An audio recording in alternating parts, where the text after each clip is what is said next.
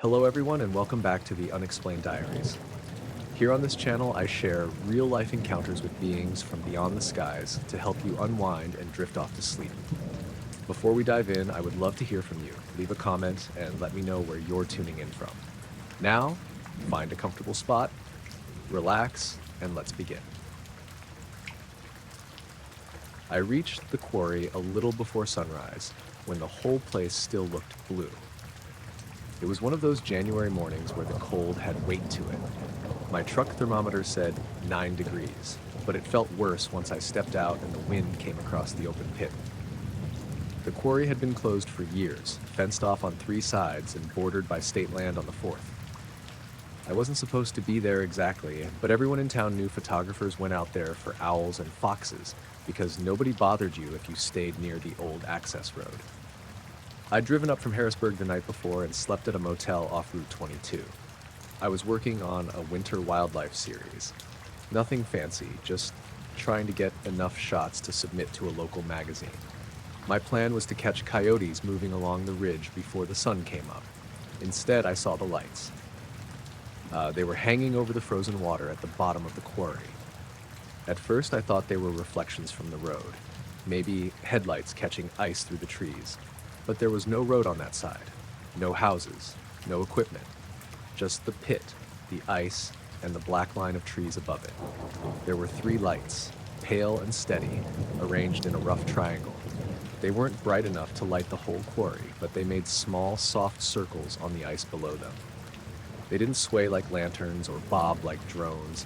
They just hovered there, maybe 20 feet above the surface. I stood beside my truck with my camera bag hanging from one shoulder, not moving. The worst part was how quiet it was. Usually at dawn you heard something. Crows, branches cracking, wind scraping across the snow. That morning the whole place felt muted, like the cold had sealed it shut. I took the camera out slowly because I had this stupid feeling that if I moved too fast the lights would notice. I had my old Nikon with a telephoto lens already attached. I raised it, focused as best I could through the dimness and started shooting. The first few shots were probably blurry. My hands weren't steady. I adjusted the ISO, braced my elbow against the truck, and took more. The lights stayed exactly where they were. Then the middle light dipped. Not far.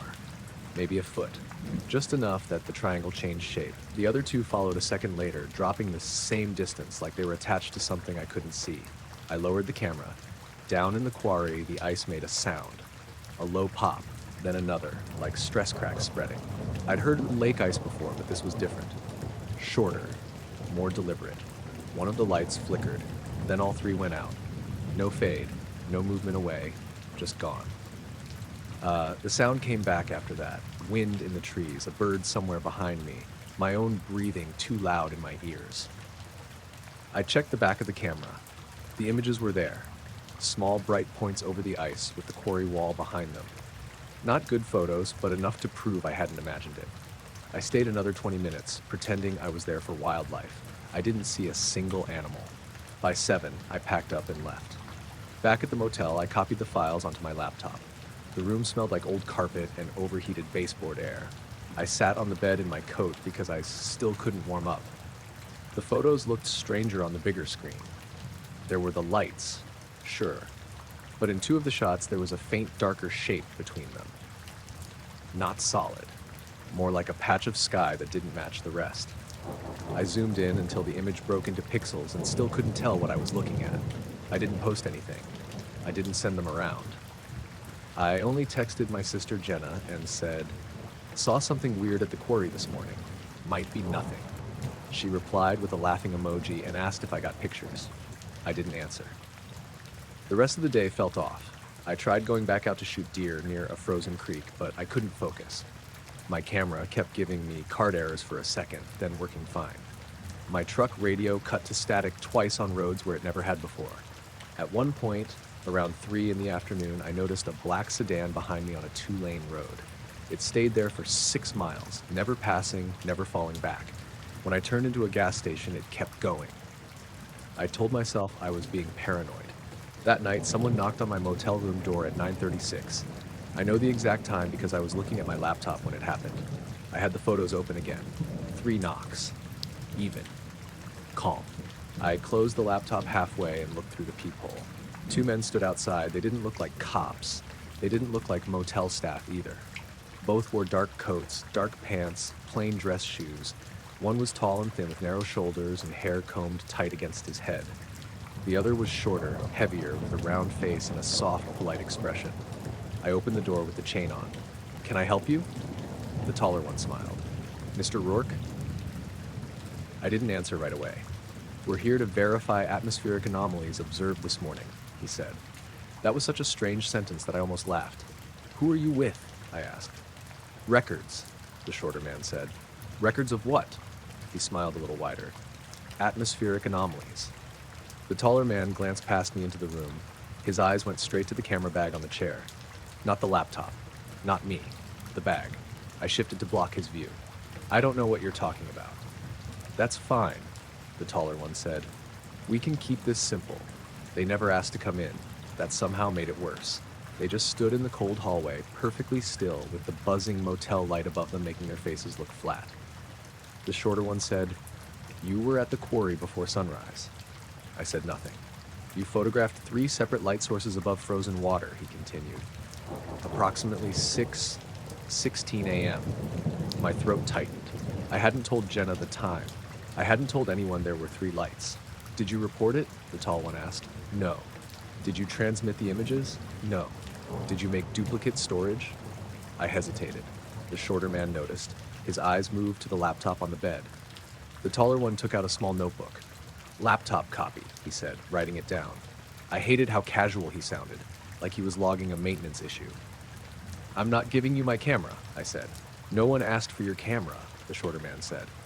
But he kept staring at the bag. The tall one asked me to describe what I saw. I told him the basics because lying felt pointless. 3 lights, over the ice, no sound, then cracking noises, then gone. When I mentioned the ice, both men looked up the ceiling at the same time, not toward a sound, just up. The shorter one nodded once, like he'd heard an answer. "Did you see anyone else present?" the taller man asked. "No." "Any figure near you?" "No." He paused with the pen over the paper. "You're certain?" "Yes." The shorter man looked back at the camera bag. "You did not notice someone beside you?" I stared at him. There was no one beside me. He gave a small nod, but he didn't look convinced. The tall man asked if I'd felt pressure in my ears, if I'd smelled anything metallic, if I'd experienced confusion about how long I'd been there. I told him no to all 3, though the last one made me think. I'd gotten to the quarry before sunrise. I left at 7. That felt right. But when I tried to remember packing the camera away, the sequence wasn't clean. I remembered the bag open on the passenger seat. I remembered starting the truck. I didn't remember zipping the bag. The shorter man said, "You should avoid revisiting the location for a while." "How long is a while?" "That depends," he said. "On what?" The taller man closed the notebook. "On whether it remains where it was." Neither of them threatened me. They didn't raise their voices. They didn't demand anything. They were almost polite the whole time, which somehow made me feel more trapped. Before they left, the shorter one said, "Your equipment may have recorded more than you intended." I said, "Is that why you're here?" He smiled. "No," he said. "That's why we're late." They walked down the motel hallway together. I waited for footsteps on the stairs, a car door, an engine. Nothing. I shut the door and slid the deadbolt. Then I sat on the bed and stared at the camera bag. The room felt too warm now. I opened the laptop. The photos were still there. At first they looked the same. Lights over ice, dark quarry wall, gray dawn. Then I reached the last image. It was one I didn't remember taking. The frame was wider than the others, like the camera had been lower or farther back. My truck was visible on the left. The quarry was in the background. The 3 lights hovered over the ice, and I was in the photo. I stood beside the truck, camera raised to my face. Someone stood next to me. Not close enough to touch. Just beside me, turned slightly toward the quarry. Tall, dark coat, hands at his sides. The figure was clear enough to see he wasn't wearing a hat, clear enough to see his head was angled toward the lights. I zoomed in until the pixels broke apart. No face, just a pale blur where one should have been. I checked the file data. Same morning, same location. Taken at 6:19 a.m. I hadn't used a timer. I hadn't set up a tripod. Nobody else had been there. I pulled the memory card from the camera and put it back in, like that would change something. The camera body was warm in my hands, even though it had been sitting untouched for hours. In the morning, I packed before sunrise and drove home without stopping at the quarry. A week later, I opened the photo again. The figure was still there, but closer to me than before. I closed the laptop and didn't look again. The signal came through right after I crossed the county line. It was 1:43 in the morning, and I was hauling frozen chicken from Wichita to a distribution center outside Billings. I'd been on the road since noon, and by then, everything had narrowed down to headlights, lane markers, and the sound of my tires humming on the pavement. I was on a lonely stretch of Highway 83 in western Nebraska. Flat country, no towns close by, no gas stations. Just dark fields on both sides and the occasional fence post flashing past in my headlights. The weather had turned ugly about an hour earlier. Not a full storm, just hard wind and sleet that came in sideways. It clicked against the windshield like thrown gravel. My wipers were fighting it, smearing more than clearing. I had the radio off. That part matters. The truck's radio had been acting up for weeks, cutting in and out, so I'd pulled the fuse earlier that day while I was stopped at a repair lot in Colby. I'd gotten tired of random bursts of static blasting through the cab. I meant to have it looked at later. So the dash was dark, no display, no hum, nothing. I was driving in silence when a voice came through the speakers. A man's voice, low, calm, like someone reading weather conditions. Northbound commercial vehicle approaching mile marker 172. I took my foot off the gas without thinking. The voice had come from inside the cab. No doubt about it. Not from my phone, not from the CB, from the truck speakers. I stared at the dark radio panel. The voice continued. Surface conditions, wet ice, shoulder instability on the east side, driver alertness reduced. My hands tightened on the wheel. There was a mile marker coming up on the right, 172. I passed it 2 seconds later. My mouth went dry. I remember leaning forward, like getting closer to the windshield would help me understand what was happening outside. The voice stopped for maybe 10 seconds. Then it came back. Vehicle will experience temporary signal convergence. Maintain lane position. The sleet got worse right then, hard enough that I couldn't see more than a few truck lengths ahead. The road disappeared into gray streaks. I slowed to 40, then 35. A shape moved in the field to my right. At first I thought it was a deer.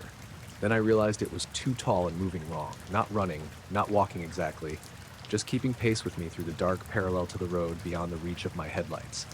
I blinked hard and looked again. Nothing there. The voice said, "Do not respond to roadside movement." I almost swerved. I said out loud, "No, no, absolutely not." The speakers gave a short crackle. Then, in the same calm voice, verbal acknowledgement received. I reached for the CB and shut it off, even though I knew it wasn't coming from there.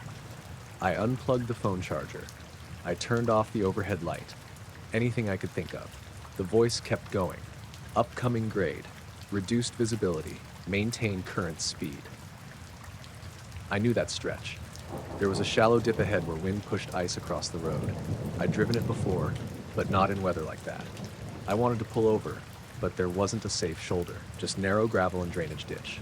The kind of place you stop and someone finds you jackknifed at sunrise. The sleet changed sound, softer, then stopped completely.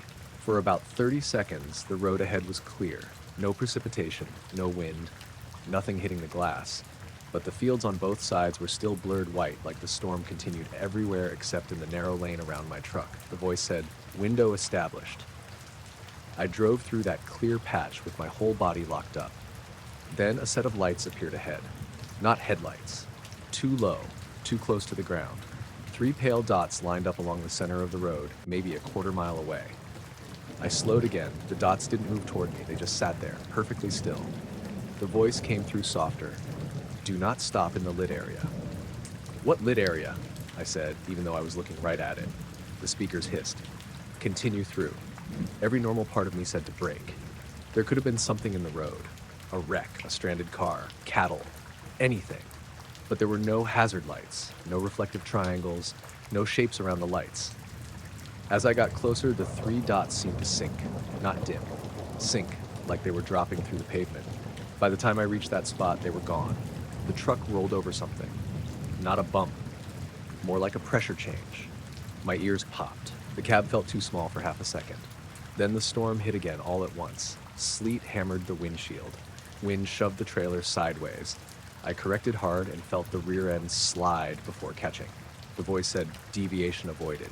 I shouted, "Who is this?" No answer. I kept driving because stopping felt worse.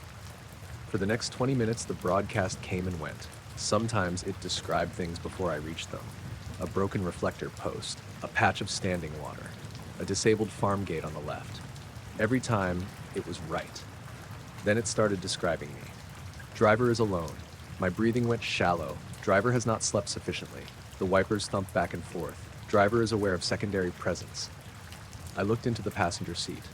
Nothing, just my coat, a clipboard, an empty coffee bottle rolling gently with the motion of the truck. I looked back at the road. The voice said, "Do not look beside you again." I didn't. Not for miles. At 2:18, the road passed through a shallow cut between two low hills. The storm eased again, and the cab filled with a low tone. Not loud, more like pressure, like when you drive under power lines and feel it in your teeth. The radio voice changed then. It became closer. "Northbound commercial vehicle has entered monitored section." I had a sudden, stupid thought that someone was watching from a tower or a drone, feeding the signal somehow. But there were no towers out there. No houses. No vehicles. "Driver should forget the phrase spoken at mile marker 179, the voice said. I hadn't reached mile marker 179 yet. A minute later, I passed it. The road ahead looked normal for maybe 3 seconds. Then something pale stood on the shoulder. Not a person. Not exactly. It was too narrow, too still, and the shape was wrong around the head and shoulders. My headlights caught it only briefly, but I saw enough to slam my back against the seat like I was trying to get farther away inside the cab.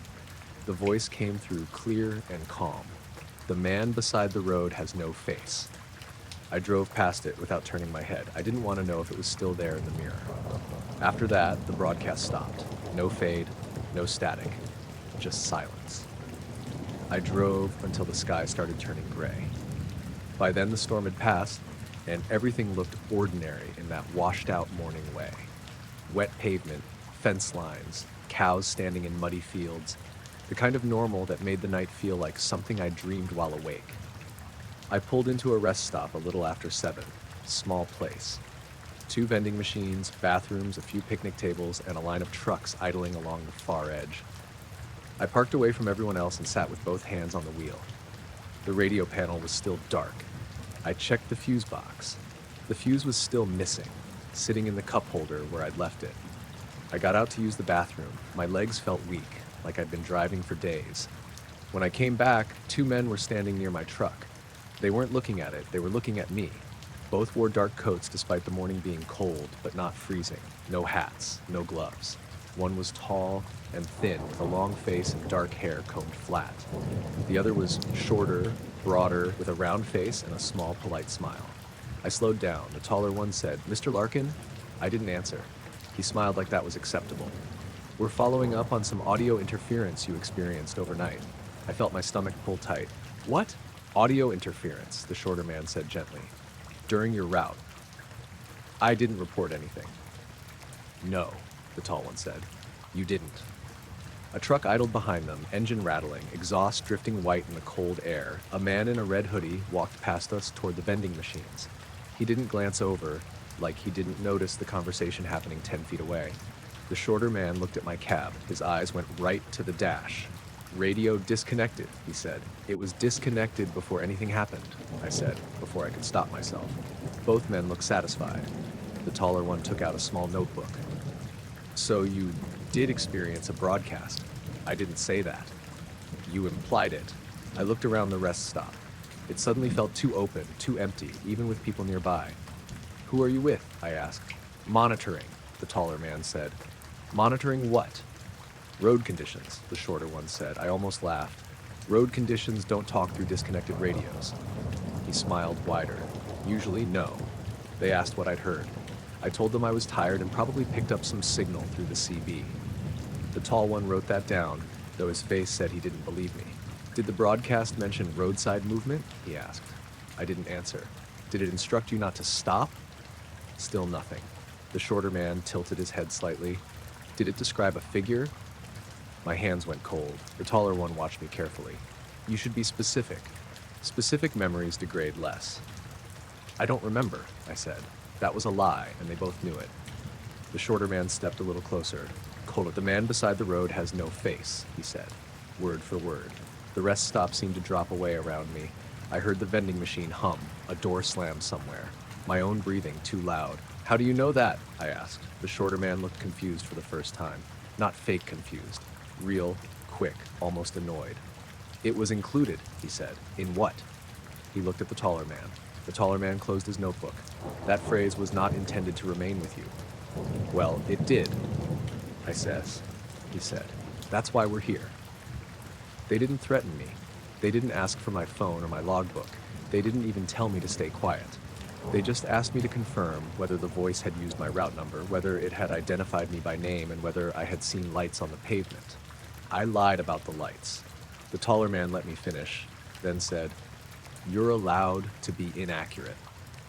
The shorter man added, "As long as you remain consistent." I didn't know what that meant. A few minutes later, they thanked me. Before they left, the taller one glanced up at my windshield. "You should replace the fuse before continuing." Why? So the next signal has somewhere proper to go. They walked away between the parked trucks. I watched them pass behind a tanker and waited for them to come out the other side. They didn't. I checked under the truck, around the restrooms, along the fence. Nothing. No car. No footprints in the wet gravel that matched where they'd been standing. I climbed back into the cab and sat there for a long time. Eventually, I put the fuse back in. The radio lit up like normal. Country station, faint but clear. Some morning host laughing about school closings. I drove the rest of the way to Billings with the volume turned low. 2 days later, I checked my dash cam footage from that night. Most of it was normal. Road, storm, wipers, headlights. At mile marker 179, the audio cut out completely, even though the dash cam had its own mic. The video showed the shoulder for less than a second. There was nothing standing there. But the camera tilted slightly to the right as I passed, like someone in the passenger seat had reached over and turned it away. I posted about it because I wanted someone to tell me it was nothing. That was honestly all it was. I wasn't trying to go viral or start a whole thing. I had a small account where I mostly talked about books, cheap apartment fixes, and the occasional weird thing that happened around my neighborhood. Maybe 200 followers, most of them people I knew from work or college.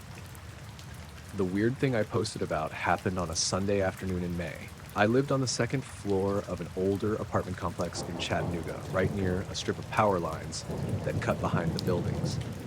The towers weren't huge, but they were close enough that you heard them hum when the air was wet. There was a narrow stretch of grass behind the parking lot, then a chain link fence, then the utility easement running up a shallow hill. That day had been warm and cloudy, with thunder hanging around, but no rain yet. I was taking laundry down to my car because the dryers in our building had been broken for a week. As I crossed the lot, I heard this clicking sound overhead. Not electrical buzzing, clicking. Fast, dry little clicks, like someone tapping a pen against glass. I looked up and saw something caught near the power lines. At first I thought it was a plastic grocery bag, the way it shifted and twisted. But then it held still in a way a bag wouldn't. It was about the size of a suitcase, maybe smaller, dark gray, with edges that didn't stay consistent. It looked like a folded tarp 1 second and a flat piece of metal the next. It wasn't touching the wires. It hovered just below them. I stood there holding my laundry basket, staring like an idiot while a guy from Building C walked past with his dog. He didn't look up. The dog did, though. It stopped, tucked its tail, and pulled hard toward the parking lot. The clicking got faster. Then the object moved sideways, maybe 10 feet, perfectly level, and disappeared behind one of the wooden poles. I waited for it to come out the other side. It didn't. I walked closer, slowly, until I stood at the edge of the grass. The air smelled like rain and hot pavement. The hair on my arms had lifted. I could feel the hum from the lines in my teeth.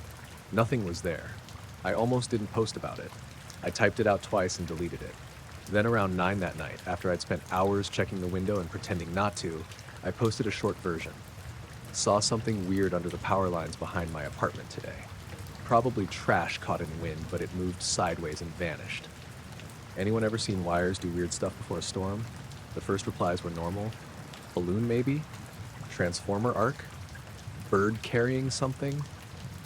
Then around midnight, the first strange comment appeared. Check the power lines. That was all it said. The account had no photo, no posts, no followers. The username was a string of letters and numbers. I replied, that's literally what the post is about, lol. A minute later, a different account commented the same thing. Check the power lines. Then another. Check the power lines. By morning, there were 11 comments like that. Different accounts, same sentence, same capitalization, no punctuation. I blocked them all and deleted the thread. That should have been the end of it, but it wasn't. The next day, my phone kept buzzing at work. More comments, but now they were under older posts. A picture of my lunch from March had one. Check the power lines. A post about a leaking sink had another. Even a photo from my cousin's wedding, 2 years old, got the same comment from a blank account created that morning.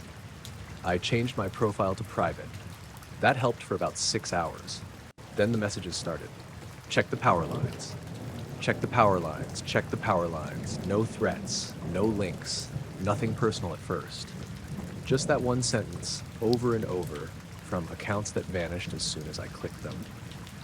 I told my friend Lacey about it. She said I'd probably been picked up by bots because I used the word power. She worked in marketing and was always very confident about things like that. I wanted her to be right. That evening when I got home, I parked near the back of the lot, like usual. I told myself not to look toward the power lines. Of course I did. Nothing looked different. Same poles, same wires, same sagging fence. The grass under the easement was knee-high in places because the property manager never bothered keeping up with it. But the hum was louder. I sat in my car for a few minutes with the engine off listening. The hum rose and fell, almost like breathing. Then my phone buzzed, a new message from another blank account. Not Klein. Check the power lines. This one said, not from the window. I looked up at my apartment. My bedroom window faced the power lines. I got out of the car and went inside without taking my groceries. For the next 2 days, I kept the blinds closed. I tried to act normal, went to work, answered emails, made coffee, ignored my phone whenever it buzzed. But every night the comments came back. Sometimes they appeared under posts I'd already deleted. Sometimes I got notification previews, and when I opened the app, the message was gone. Check the power lines. Not from the window. Lower than you think. That one showed up 3 times. On Wednesday night, the storm finally broke. It started around 10, heavy rain slamming against the windows hard enough to drown out the traffic. Thunder rolled over the city in long waves. The apartment lights flickered twice, and the power lines behind the complex buzzed loud enough that I could hear them through the walls. I was sitting on the kitchen floor with my laptop, pretending to watch a movie while actually refreshing my notifications like that would help. At 11:17, every light in the apartment dimmed. Not off. Just dimmed. My laptop screen glitched, then went black for maybe 2 seconds. When it came back, there was a message notification in the corner. Check the power lines. I don't know why that was the one that got me up. Maybe because I was tired, maybe because I was angry, maybe because being scared inside my own apartment had started to feel worse than whatever was outside. I walked to the bedroom and pulled one slat of the blinds down with my finger. At first, all I saw was rain. The parking lot lights made the drops look silver. Water rushed along the curb. Cars sat dark and shiny under the storm. Beyond them, the grassy strip sloped up toward the power lines. 2 men stood beneath the wires. They were side by side, maybe 6 feet apart, facing my building. Both wore dark coats, no umbrellas, no hoods. The rain poured down around them, but they stood completely still. Their arms hung straight at their sides. I couldn't see their faces clearly from the second floor, but I could tell they weren't looking at the ground or the wires. They were looking at my window. I let go of the blind and stepped back. My phone buzzed in my hand, a message from an account with no name. Not from the window. I dropped the phone on the bed like it had burned me. For a while, I just stood there in the dark bedroom, listening to the rain and the buzz of the lines. My living room light flickered again, and something in the wall clicked 3 times. Then the doorbell rang. I didn't move. It rang again. Nobody used my doorbell except delivery drivers, and even they usually just left things downstairs. My apartment opened to an exterior walkway. Anyone at my door had to come up the stairs from the parking lot. I crept to the peephole. The walkway light was out. Two figures stood outside my door. Not wet shadows, not reflections, the same two men. I could see their coats now. Dark, plain, the kind that should have been soaked through. Water dripped from the roof behind them, but not from their sleeves or shoulders. The taller one leaned slightly toward the door. "Miss Raines," he said. His voice was clear through the door, almost gentle. I didn't answer. "We're here to clarify a misunderstanding," he said. The shorter one stood behind him, head angled a little to the side, listening to something I couldn't hear. I backed away from the door. The taller man spoke again. "You saw maintenance activity near the utility corridor." I kept backing up until my shoulder hit the kitchen counter. "You were concerned," he said. "That's understandable." My phone buzzed again from the bedroom. I didn't go get it. The shorter man spoke then. His voice was softer, flatter. "You invited attention by asking publicly." I grabbed the biggest knife from the block on the counter. It felt ridiculous in my hand, but I needed to hold something. "Go away," I said. There was a pause. Then the taller man said, "Of course." No anger, no surprise. The shorter man added, "Please refrain from further checking." I heard one set of footsteps move away, then the other. The walkway light flicked back on. I stayed in the kitchen for almost an hour before I looked through the peephole again. Empty walkway. Rain still falling past the railing. No one outside. I didn't sleep. I sat on the couch with every light on, knife on the coffee table, phone turned off, and wrapped in a dish towel like that made sense. Around 4 in the morning, the rain stopped. The power lines went quiet. When the sun came up, the world looked washed clean and ordinary. Wet pavement, birds yelling from the gutters, maintenance guy dragging a trash bin across the lot. I finally went outside around 8. The grass beneath the power lines was dead. Not trampled, not flattened, dead. Two perfect circles, side by side, each maybe 3 feet across, exactly where the men had stood. The grass inside them was brown and brittle, like it had been burned by drought, but the ground was wet from the storm. Around each circle, the grass was bright green. I stood at the fence looking at them. One of my neighbors, Mr. Cho from downstairs, came out with his little dog. The dog stopped at the edge of the parking lot and started whining. Mr. Cho looked at me, then at the circles. "Chemical spill?" he asked. "Maybe," I said. He frowned. "From what?" I didn't answer. I went back inside and turned my phone on. All the messages were gone. The comments too. My account looked normal. No blocked profiles, no notifications. The original post about the object had disappeared completely. Not deleted by me, just gone. Lacey texted me later asking if I was okay. I asked if she remembered me telling her about the weird comments. She replied, "What weird comments?" I didn't push it. A few days later, a utility crew came and put up orange cones around the dead grass. I watched from behind the blinds while they took soil samples and checked the lines. They looked confused more than worried. One of the workers stood directly between the two circles and kept looking up at my apartment. Not in a creepy way, just curious. Then he took a call, packed up, and they all left without replacing anything. The circles stayed dead all summer. Everything around them grew wild and high, but those two patches stayed brown, clean-edged, and perfectly round. By fall, the property manager had the whole strip mowed down.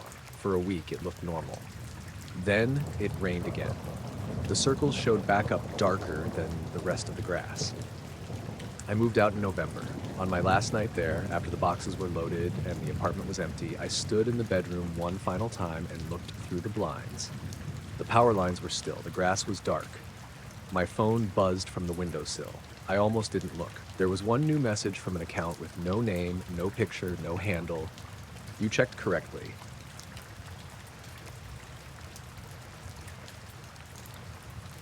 I saw him at the end of the third-floor hallway, standing under the emergency light like he was waiting for a bus. It was 1:26 in the morning. I knew because I just checked my phone before pushing the mop bucket out of the staff lounge. The building had been closed since 9, and by then even the night security guy was usually asleep at the front desk with one earbud in. I worked janitorial at a private medical billing office in Albany. 3 floors, glass doors, bad carpet, lots of cubicles. Nothing exciting. My job was trash. Bathrooms, floors, break rooms, then out before sunrise. The 3rd floor was always the quietest. Half the offices up there were empty after the company downsized. The lights ran on motion sensors, so the place stayed dark until you moved through it. Then panels flickered on one by one ahead of you like the building was waking up annoyed. That night it was raining hard. I could hear it ticking against the windows at the far end of the hall. The air conditioner was running even though it was cold outside, so the hallway had that stale, dry smell. Office buildings get after hours. I turned the corner with the mop bucket and saw the man. Dark suit, white shirt, black tie, hands folded in front of him. He stood facing the locked stairwell door. At first I thought it was one of the executives. Sometimes they came in late and forgot to tell anyone. But this guy didn't have a laptop bag or a coat. His shoes were too polished for the weather. No umbrella, no key card on a lanyard. I stopped about 20 feet away. "Hey," I said, "building's closed." He turned slowly. He looked maybe 40, but it was hard to tell. His face was pale and smooth in a way that made him seem older and younger at the same time. His hair was dark, combed flat, and his eyes looked tired like he'd been awake too long. He didn't seem surprised to see me. "Good evening," he said. His voice was calm, polite, almost relieved. "You're not supposed to be up here," I said. He looked around the hallway, taking in the carpet, the drop ceiling, the glass office doors. "What year is it?" he asked. I stared at him. "What?" "The year," he said. "Please." I almost laughed, but he didn't look drunk or lost. He looked focused. Worried, maybe. "It's 2026, I said. He closed his eyes for a second. When he opened them, he nodded. "Thank you." "That's it?" I said. "You need help or something?" "No," he said. "That helps." I reached for my radio, but before I pressed the button, it gave off a quick burst of static. Not loud, just enough to make me flinch. The man looked down at it. "You shouldn't call him," he said. "Security?" He nodded. "He won't understand what you mean." I didn't like that. I backed up half a step. "How did you get in?" He looked at the stairwell door behind him. It had a magnetic lock and a push bar. Employees needed a badge to come up after hours, and the alarm chirped if the door stayed open too long. "I came the usual way," he said. "That door's locked." "Yes." He turned back toward it. I thought he was going to swipe a card or push the bar. Instead, he pressed 2 fingers against the metal door, right above the handle. The door opened maybe an inch. Not enough for a person to pass through. Just enough for the seal to break and a strip of darkness to show. He stepped forward sideways, like he was slipping between people in a crowd. His shoulders should have hit the frame. It didn't. He moved through the gap without forcing it, without widening it, without making the door swing open. For half a second, the hallway light seemed to bend around him. Then he was gone. The door clicked shut. No alarm, no footstep in the stairwell, nothing. I stood there with one hand on the mop handle, unable to move. Then the lights went out behind me, not all at once. One panel, then the next, moving down the hall toward me. I grabbed the mop bucket and pushed it back toward the elevator as fast as I could without running. Downstairs, I found Curtis, the security guard, at the front desk. He was awake, watching something on his phone. "You let anyone in?" I asked. He pulled one earbud out. "No." "Anyone upstairs?" "No. Check the cameras." He gave me a look, but he didn't. We watched the 3rd floor hallway feed from 10 minutes earlier. It showed me pushing the mop bucket around the corner. Then I stopped. The hallway ahead of me was empty. On the video, I stood there talking to no one. My shoulders were tight, my head tilted like I was listening. Then I backed away fast and left the frame. No man. Curtis looked at me like he wasn't sure if he should laugh. "You feeling okay, Ray?" I told him I was fine and went back to work because I didn't know what else to do. I didn't finish the 3rd floor. The next night, I almost called out. I sat in my car in the parking lot for 10 minutes before going inside, watching rainwater drip from the edge of the roof.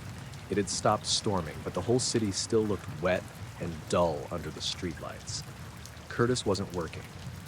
The guard that night was a woman named Denise, and she barely looked up when I signed in. I told myself the night before had been stress. Maybe the guy was real and there was a camera blind spot. Maybe I'd misunderstood the stairwell door. Maybe there was some way to squeeze through that gap if you were thin enough. I didn't believe any of it, but I repeated it anyway. Uh, at 1:12, I was emptying trash on the second floor when the elevator dinged. That was wrong. The elevators were supposed to stay on the first floor after midnight unless someone called them with a badge. I looked toward the lobby area. The doors opened. Two men stood inside. Both wore dark suits, white shirts, black ties. Not identical suits, but close. One was tall and thin, with a narrow face and hair parted neatly. The other was shorter, broader, with a round face and a soft smile. Neither stepped out right away. They just looked at me. The taller one said, "Raymond Ortiz." I held the trash bag tighter. "Who are you?" "We need to ask you about last night," the shorter one said. I backed toward the supply closet. "Building's closed." "Yes," the tall one said. "That's why we came now." The elevator doors started to close on them. The shorter man reached out one hand. He didn't touch the sensor. He touched the edge of the door with 2 fingers. The doors stopped. They stepped into the hallway. I noticed then that their shoes were dry. Not just clean, dry. The sidewalk outside was still soaked. Everyone tracked water into that building when it rained. The tall one looked toward the ceiling, then back at me. "Did you speak to the first one?" "The first what?" "The man you saw on the 3rd floor," the shorter one said. My mouth went dry. "I don't know what I saw." "That's not what we asked," the tall one said. I didn't answer. The shorter man smiled like he was trying to calm me down. It's important to know whether he initiated conversation. I thought about lying, but I had the feeling they'd know. He asked me what year it was. They exchanged a look. The tall one pulled a small notebook from inside his jacket. "Exact wording?" I swallowed. "What year is it?" That's what he said. "And you answered?" "Yes." "What did you tell him?" I looked between them. "The year." "Which year?" the shorter one asked. 2026. The tall man wrote it down slowly. The shorter one's smile faded a little. "He thanked you?" "Yes." "Did he ask anything else?" "No." "Did he touch you?" "No." "Did you hear anything after he left?" "No." That last answer was automatic, but not true. I had heard something later while I was loading trash bags into the dumpster outside. A low tone from the roof, like a big electrical transformer waking up. It lasted maybe 4 seconds and stopped. I hadn't thought of it until then. The shorter man watched my face. "You heard something," he said. "No," I said. He didn't call me a liar. He just nodded to the taller man who wrote something else down. I asked if they were police. "No," the tall one said. "Company?" "No." "Then you need to leave." "In a moment," he said. The shorter man stepped closer to the stairwell door at the end of the hall. Same kind as upstairs. Badge lock. Push bar. Small rectangular window with wire mesh in it. He looked at the door, then at me. "Did it open fully?" he asked. "No." "How far?" "An inch, maybe less." "And he passed through?" I didn't answer. The tall man said, "Raymond, this is not a disciplinary matter." That was the first time I realized neither of them had shown ID. Neither had asked permission to be in the building. Neither seemed worried about cameras. "He shouldn't have been visible," the shorter man said, almost to himself. The tall one gave him a sharp look. "What does that mean?" I asked. "It means you were in the wrong place at a precise time," the tall one said. "I was doing my job." "Yes," he said. "That's often how it happens." They asked if I had talked to anyone else. I said Curtis. The tall one wrote his name down before I told them his last name. Then they asked if I had written anything about it. "No." "Good," the shorter man said. "I told security." "That isn't the same as writing," he said. The hallway lights flickered once. Both men looked up at the ceiling at the exact same time. Not startled, listening. After a few seconds, the tall one closed the notebook. "We'll handle the entry point," he said. "What entry point?" "The stairwell," he said. "That's just stairs." The shorter man looked at me, and for the first time he seemed almost sorry. Usually, they turned to leave.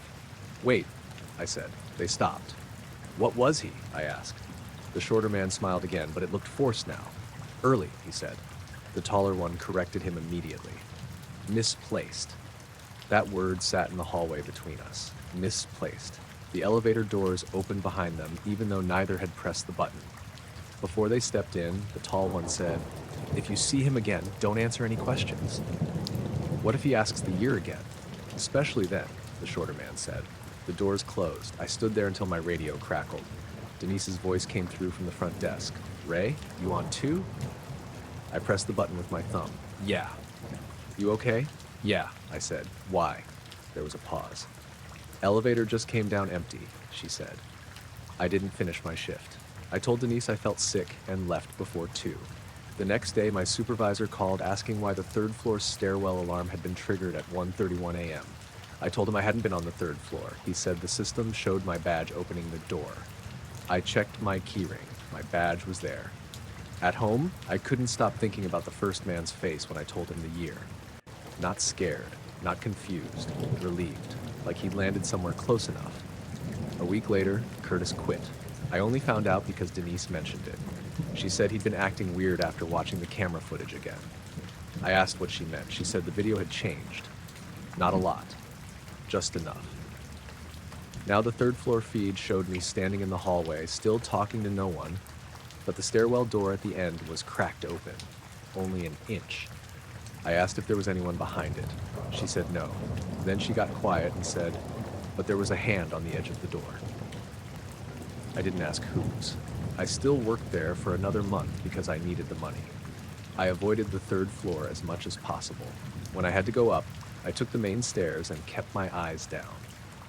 On my last night, I was cleaning the first floor lobby when the elevator dinged. The doors opened. No one was inside. On the floor of the elevator was a folded piece of paper.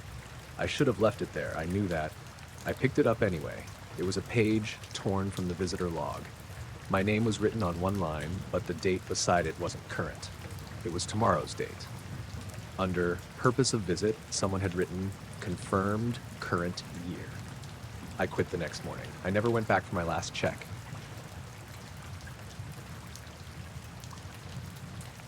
I saw it after the last bus pulled away. The football game had ended maybe 20 minutes earlier, and I was still in the school parking lot because my car wouldn't start the first time I turned the key.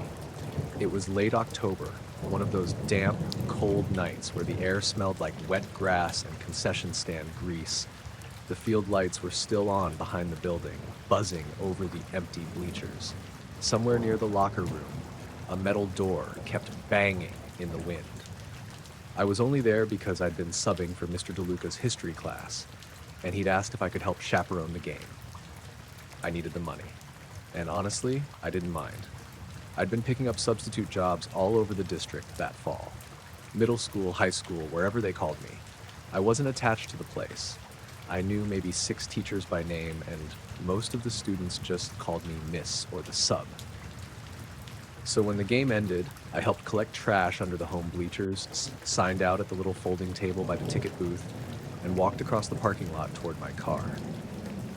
That was when I noticed the quiet. Not normal quiet. Not just people leaving.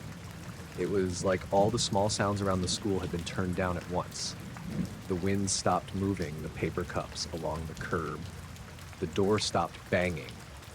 Even the buzzing from the field lights seemed to flatten out. I remember looking up because of that. There was a black shape above the far side of the parking lot. At first I thought it was the roof line of the school, or maybe the press box, like my eyes had misread something in the dark. But then it moved. It was triangular. Not huge like a plane, but bigger than any drone I'd ever seen. 3 dim lights sat at the corners, not shining downward, just glowing, dull red. It slid over the parked cars without making any sound at all. I stood beside my car with my keys in my hand and watched it pass above the visitor's lot. It didn't fly like anything I knew. It didn't tilt. It didn't bank.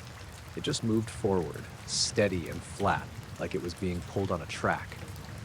The bottom looked dark enough that it blocked out the clouds behind it. I thought about taking out my phone, but my hands didn't move. I just stood there, feeling stupid and cold, trying to decide if I was seeing something real or if exhaustion had finally caught up with me. Then the field lights flickered, all of them, once. When they came back, the triangle was farther away, over the tree line behind the tennis courts. It slowed for a second, almost stopped, then faded into the cloud cover. It didn't shoot away. It didn't vanish in a flash. It just became harder to see until it was gone. The sound came back after that. The wind pushed against my jacket.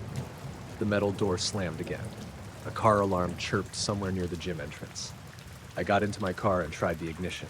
This time it started right away. I didn't tell anyone at first. I drove home with the heater blowing on my hands, replaying it in my head. By the time I reached my apartment, I'd already started explaining it away.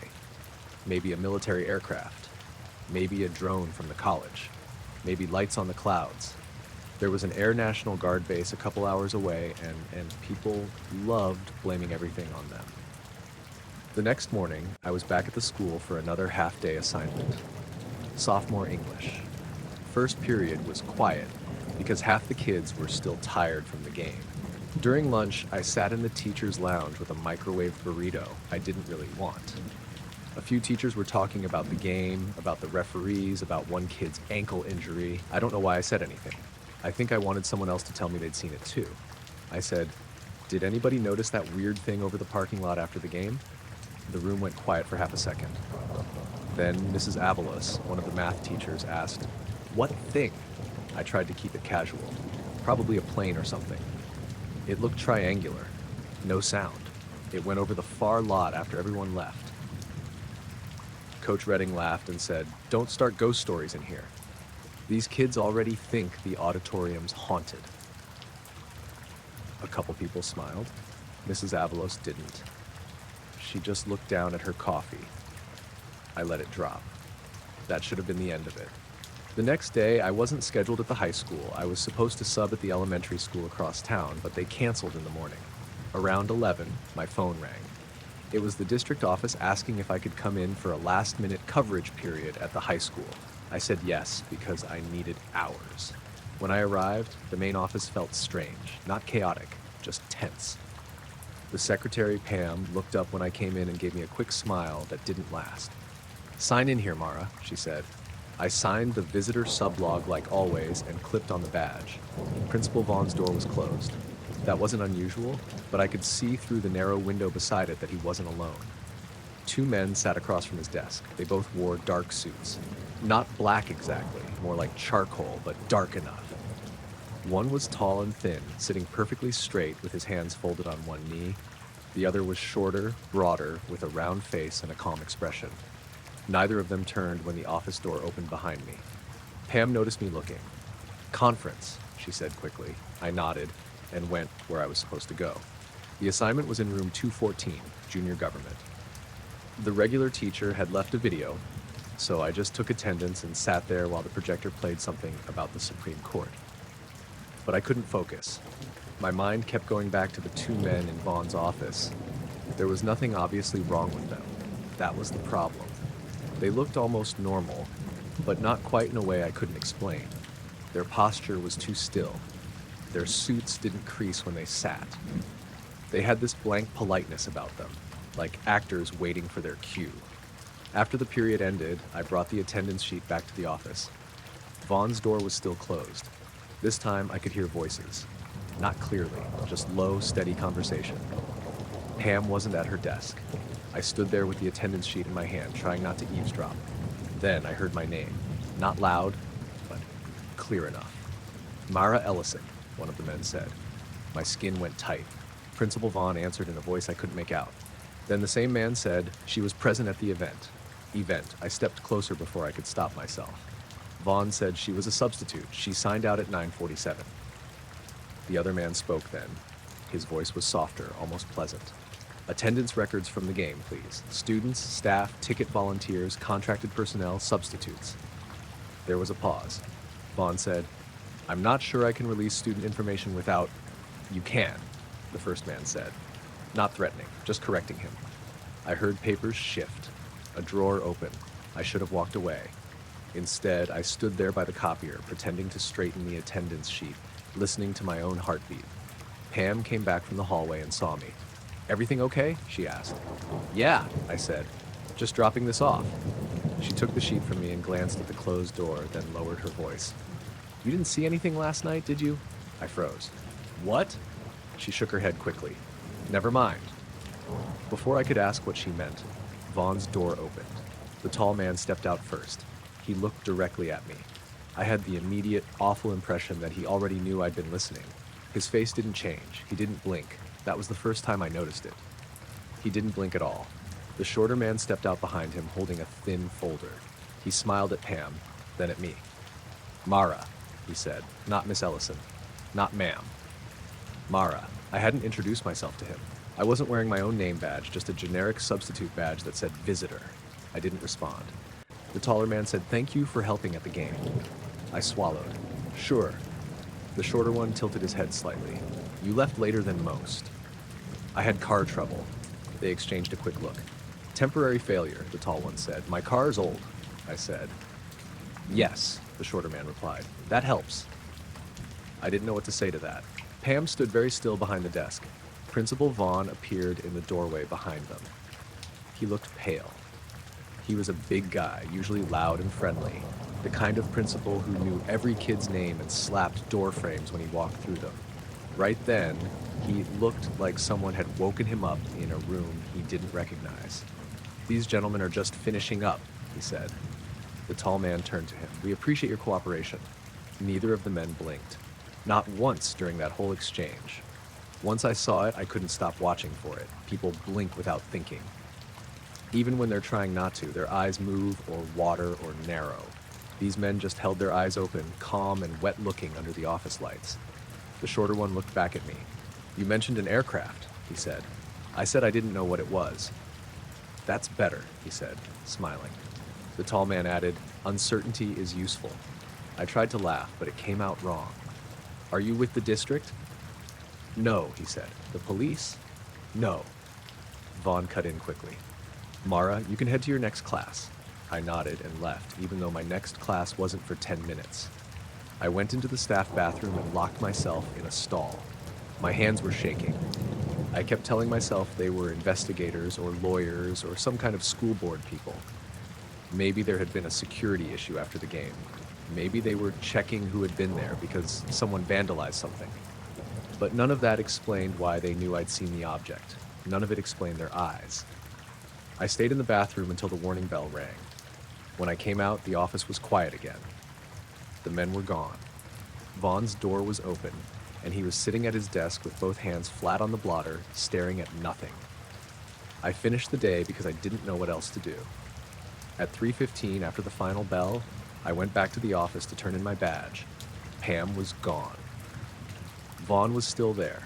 He looked up when I stood in the doorway. "Do you have a minute?" I asked. He hesitated, then waved me in.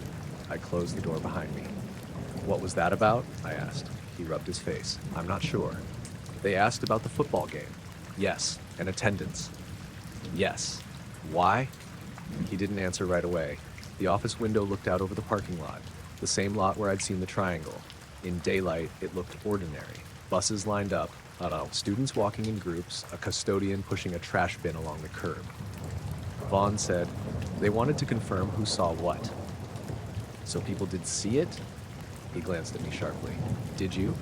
I didn't like that question. "I saw something," I said. He leaned back and let out a slow breath. "A parent called yesterday morning, said her son saw lights over the school after the game. Another parent emailed. Then someone from the district called me and asked if I'd received any reports. By noon, those two men were on my calendar." "Who put them there?" He looked down at his computer. "That's the thing," he said. "No one." He turned the monitor slightly so I could see. His calendar showed a blocked meeting from 11 to 11:45. No names, no organizer, just records review. "Maybe the district scheduled it," I said. "I called them," he said. "They didn't." The room felt too warm.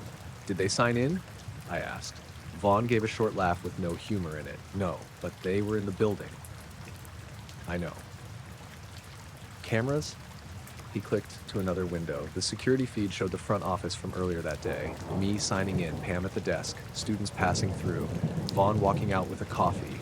No men. He scrubbed forward. At the time I'd seen them through the window, the chairs in his office were empty. Vaughn sat alone at his desk, talking. His mouth moved. He nodded. He opened drawers. He handed papers to empty air. Then the office door opened by itself. In the front office feed, I stood near the copier, looking toward the door. Pam stood behind the desk. Vaughn stood in the doorway. No men came out. But I watched myself step backward like someone had gotten too close. Vaughn paused the video. "There's no record of them entering the building," he said. "No sign-in, no badge, no camera footage, nothing." I stared at the frozen image of myself. "Did you give them the records?" I asked. His jaw tightened. "I don't remember printing them," he said, "but they're gone from the folder." He opened a drawer and pulled out a manila file. It was empty except for one sheet of paper. He slid it toward me. It was a photocopy of the game attendance log, names, times, volunteer assignments. Most of it looked normal, but my name had been circled in black ink. Next to it, someone had written, "Delayed observer. Vehicle failure successful." I felt sick. "That wasn't there before," Vaughn said. "Who wrote it?" He shook his head. The PA system crackled overhead. Both of us looked up. For a second, there was only static, then a low tone like a microphone being held too close to a speaker. It lasted maybe 3 seconds and stopped. Vaughn stood up and opened his office door. The outer office was empty. From somewhere down the hall, a locker slammed. I left right after that.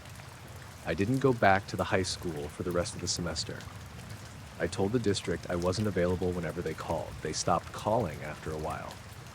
A month later, I ran into Pam at the grocery store. She looked older somehow, tired around the eyes. We made small talk by the frozen foods until I finally asked if anything else had happened at the school. She looked down the aisle before answering. "The parking lot cameras from that night were corrupted," she said. "Only that night, only after the game." "What about the parents who reported it?" "They stopped asking." "Why?" Pam gripped the cart handle tighter. "One of them came in to complain. Then she had a meeting with Mr. Vaughn. After that, she said her son must have seen a drone. I asked if the two men ever came back. Pam didn't answer right away. "Not that I saw," she said, "but sometimes Mr. Vaughn's door closes when no one's in there." I went home and dug through the old bag I'd carried that night. I don't know what I expected to find. A note, a business card, something. There was a ticket stub from the game in the side pocket. I hadn't bought a ticket. Chaperones didn't need one. On the back, in the same neat black handwriting, someone had written, "Thank you for remaining uncertain." I threw it away, then took it back out of the trash an hour later and put it in a drawer. I still sub sometimes, but never at that school. When I drive past it at night, I try not to look at the parking lot. The field lights are visible from the main road. Most nights, they're dark.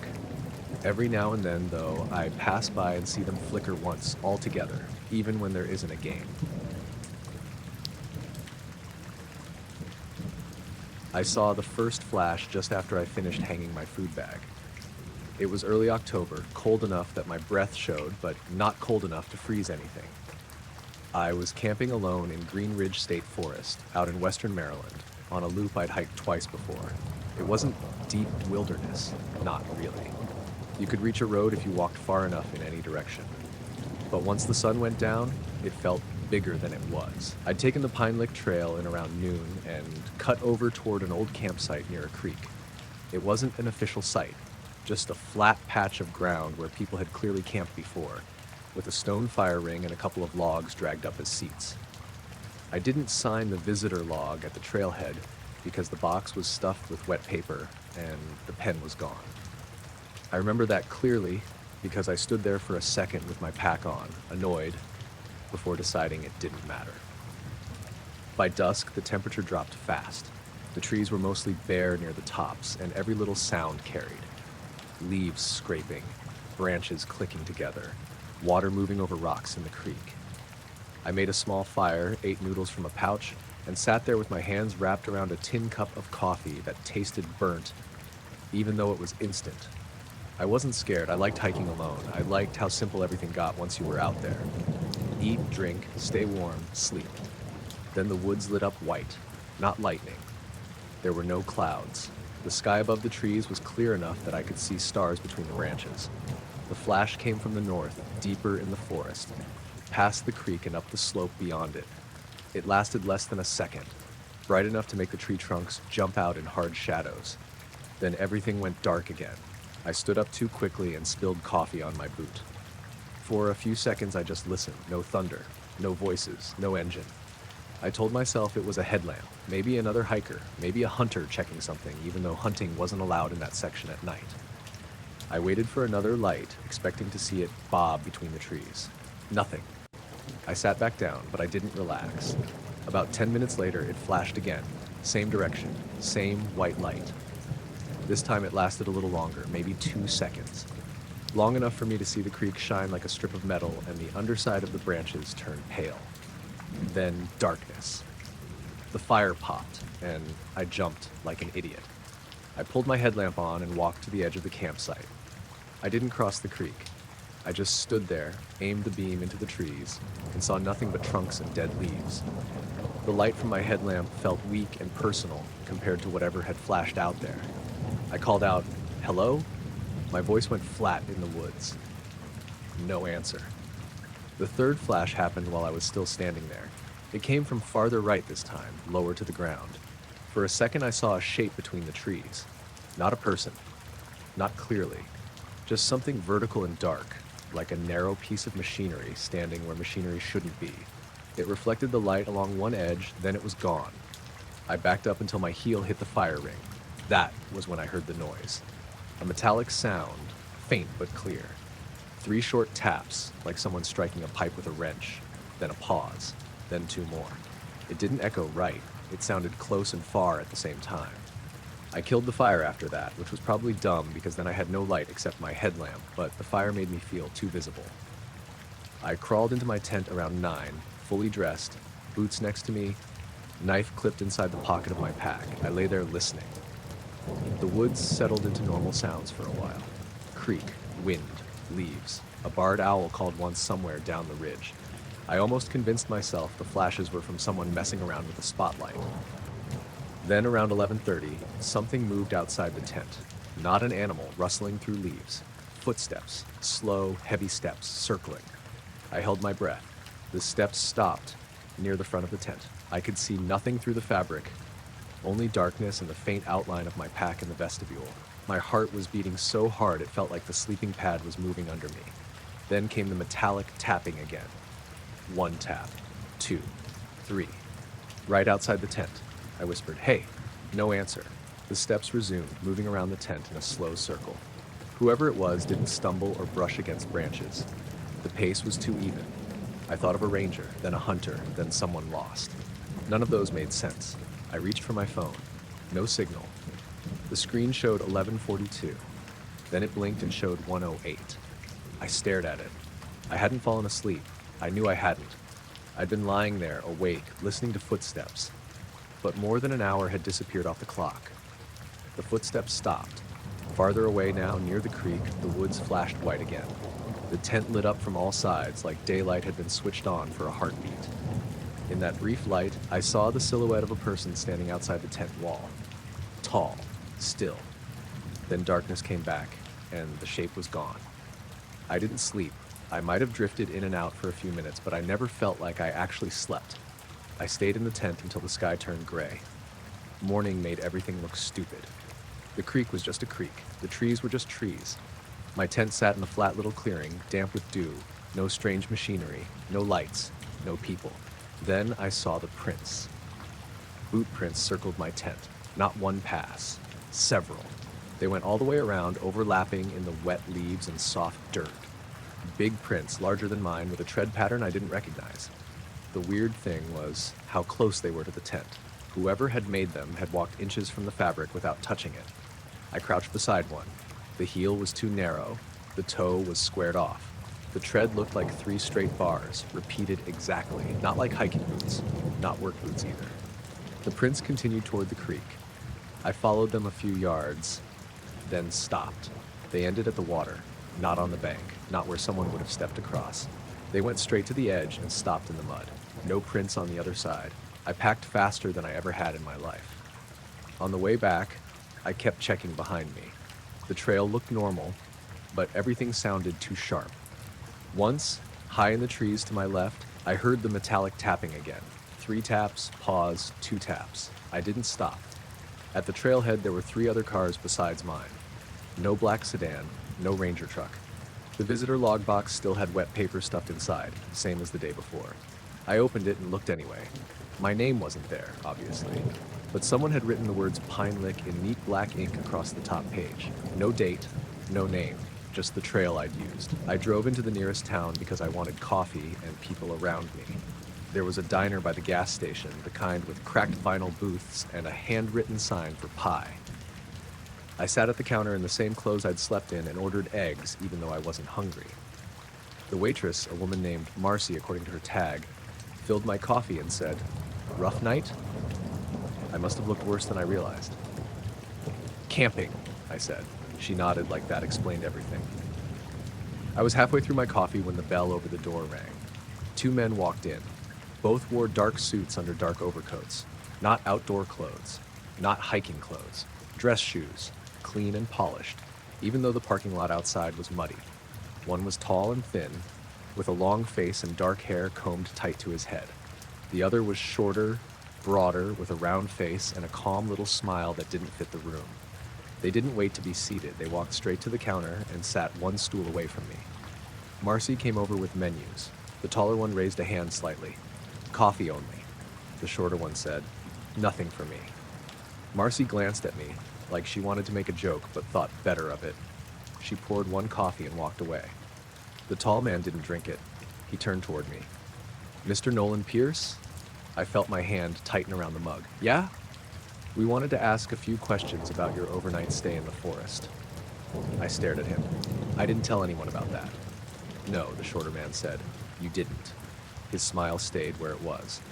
The taller one took out a small notebook. You used Pine Lick Trail yesterday afternoon. I didn't answer. You camped near the creek below the northern slope, he continued. Unofficial site. Stone fire ring. 2 logs arranged east-west. I set the mug down. How do you know that? He looked at his notebook like the answer was there. It was noted. By who? The shorter man tilted his head. That's not useful. I almost got up and left, but my legs felt weak. There were people around. Marcy was 20 feet away, refilling ketchup bottles. A guy in a work jacket sat in a booth reading the paper. Normal people, normal morning. That made the whole thing feel even worse, like I was trapped inside something only I could see. The taller man asked, Did you hear metallic noises during the night? I looked at him. He nodded once, like my face had answered. Pattern, he asked. I swallowed. I don't know. 3, pause. 2? I didn't say anything. The shorter man's smile faded slightly. So yes. What were the lights? I asked. The tall one wrote something down before answering. Intermittent illumination. I know what lights are. We don't know that you do, the shorter one said gently. That shut me up for a second. The taller man asked whether I had crossed the creek, whether I had approached the source, whether I had touched any metal surfaces. No, I said. Good, he replied. Good, why? He didn't answer. The shorter man leaned slightly closer. Did anyone speak to you? No. Did you speak to anyone? I called out once. What did you say? Hello. He looked at the taller man. The taller man wrote it down. It answered, the shorter one asked. No. He looked relieved. Then the taller man asked about the boot prints. Not whether I'd seen prints. He asked, How many times did the prints circle the tent? I felt cold all over. I didn't count. You should have. That was the first thing either of them said that sounded judgmental. I was busy leaving, I said. The shorter man nodded. Understandable. Marcy came back and topped off my coffee. She looked at the 2 men. You boys need anything else? The taller one looked at her for a moment too long. No, thank you, he said. She walked away slower than before. I asked if they were rangers. No, the taller one said. Police? No. Then what are you? The shorter man smiled again. Late. I waited for him to explain. He didn't. The taller man said, There was no need for you to sign the visitor log. I couldn't. It was wet? Yes. Then why bring it up? Because we need to know whether you were officially present. I was there. Officially, he repeated. I remembered the word Pine Lick written on the log page that morning. You wrote that, I said. The shorter man looked almost amused. No, the taller one closed his notebook. You should avoid that area for the rest of the season. I already planned to. That's good. And if I don't? The shorter man looked past me out the diner window toward the hills. Then something may follow the route you opened. I didn't like that sentence. I didn't like the way he said opened, like a trail was more than a trail. The tall man finally picked up his coffee. He didn't drink it. He just held the mug in both hands. Have you noticed anything missing? He asked. From my pack? From your memory. I almost laughed, but it died in my throat. Because there was something. Between checking my phone at 11:42 and seeing 108, I had a blank spot that wasn't sleep. Not exactly. It felt like a room in my head with the door closed. I knew something was behind it because I could feel its shape. The shorter man watched me carefully. Don't force it, he said. What? The missing part. Why? The taller man answered. Because it may not be yours. Neither of them said anything for a moment. The bell over the diner door rang as someone else came in, and I flinched. When I looked back, the two men were standing minute. The taller one placed a $10 bill under the untouched coffee. "Thank you for confirming the sound pattern," he said. "I didn't confirm anything." He gave me a polite smile. "You did enough." They walked out of the diner. I turned on the stool and watched through the window. They crossed the parking lot toward the side of the building. No car waited out front. No one picked them up. They passed behind a parked delivery van and didn't come out the other side. Marcy came over a minute later. "Friends of yours?" she asked. "No." She frowned at the door. "They ask you about the woods?" I looked at her. She wiped the counter slowly, eyes down. "People see things up there sometimes." "What kind of things?" She shrugged. "Lights. Smoke when there's no fire.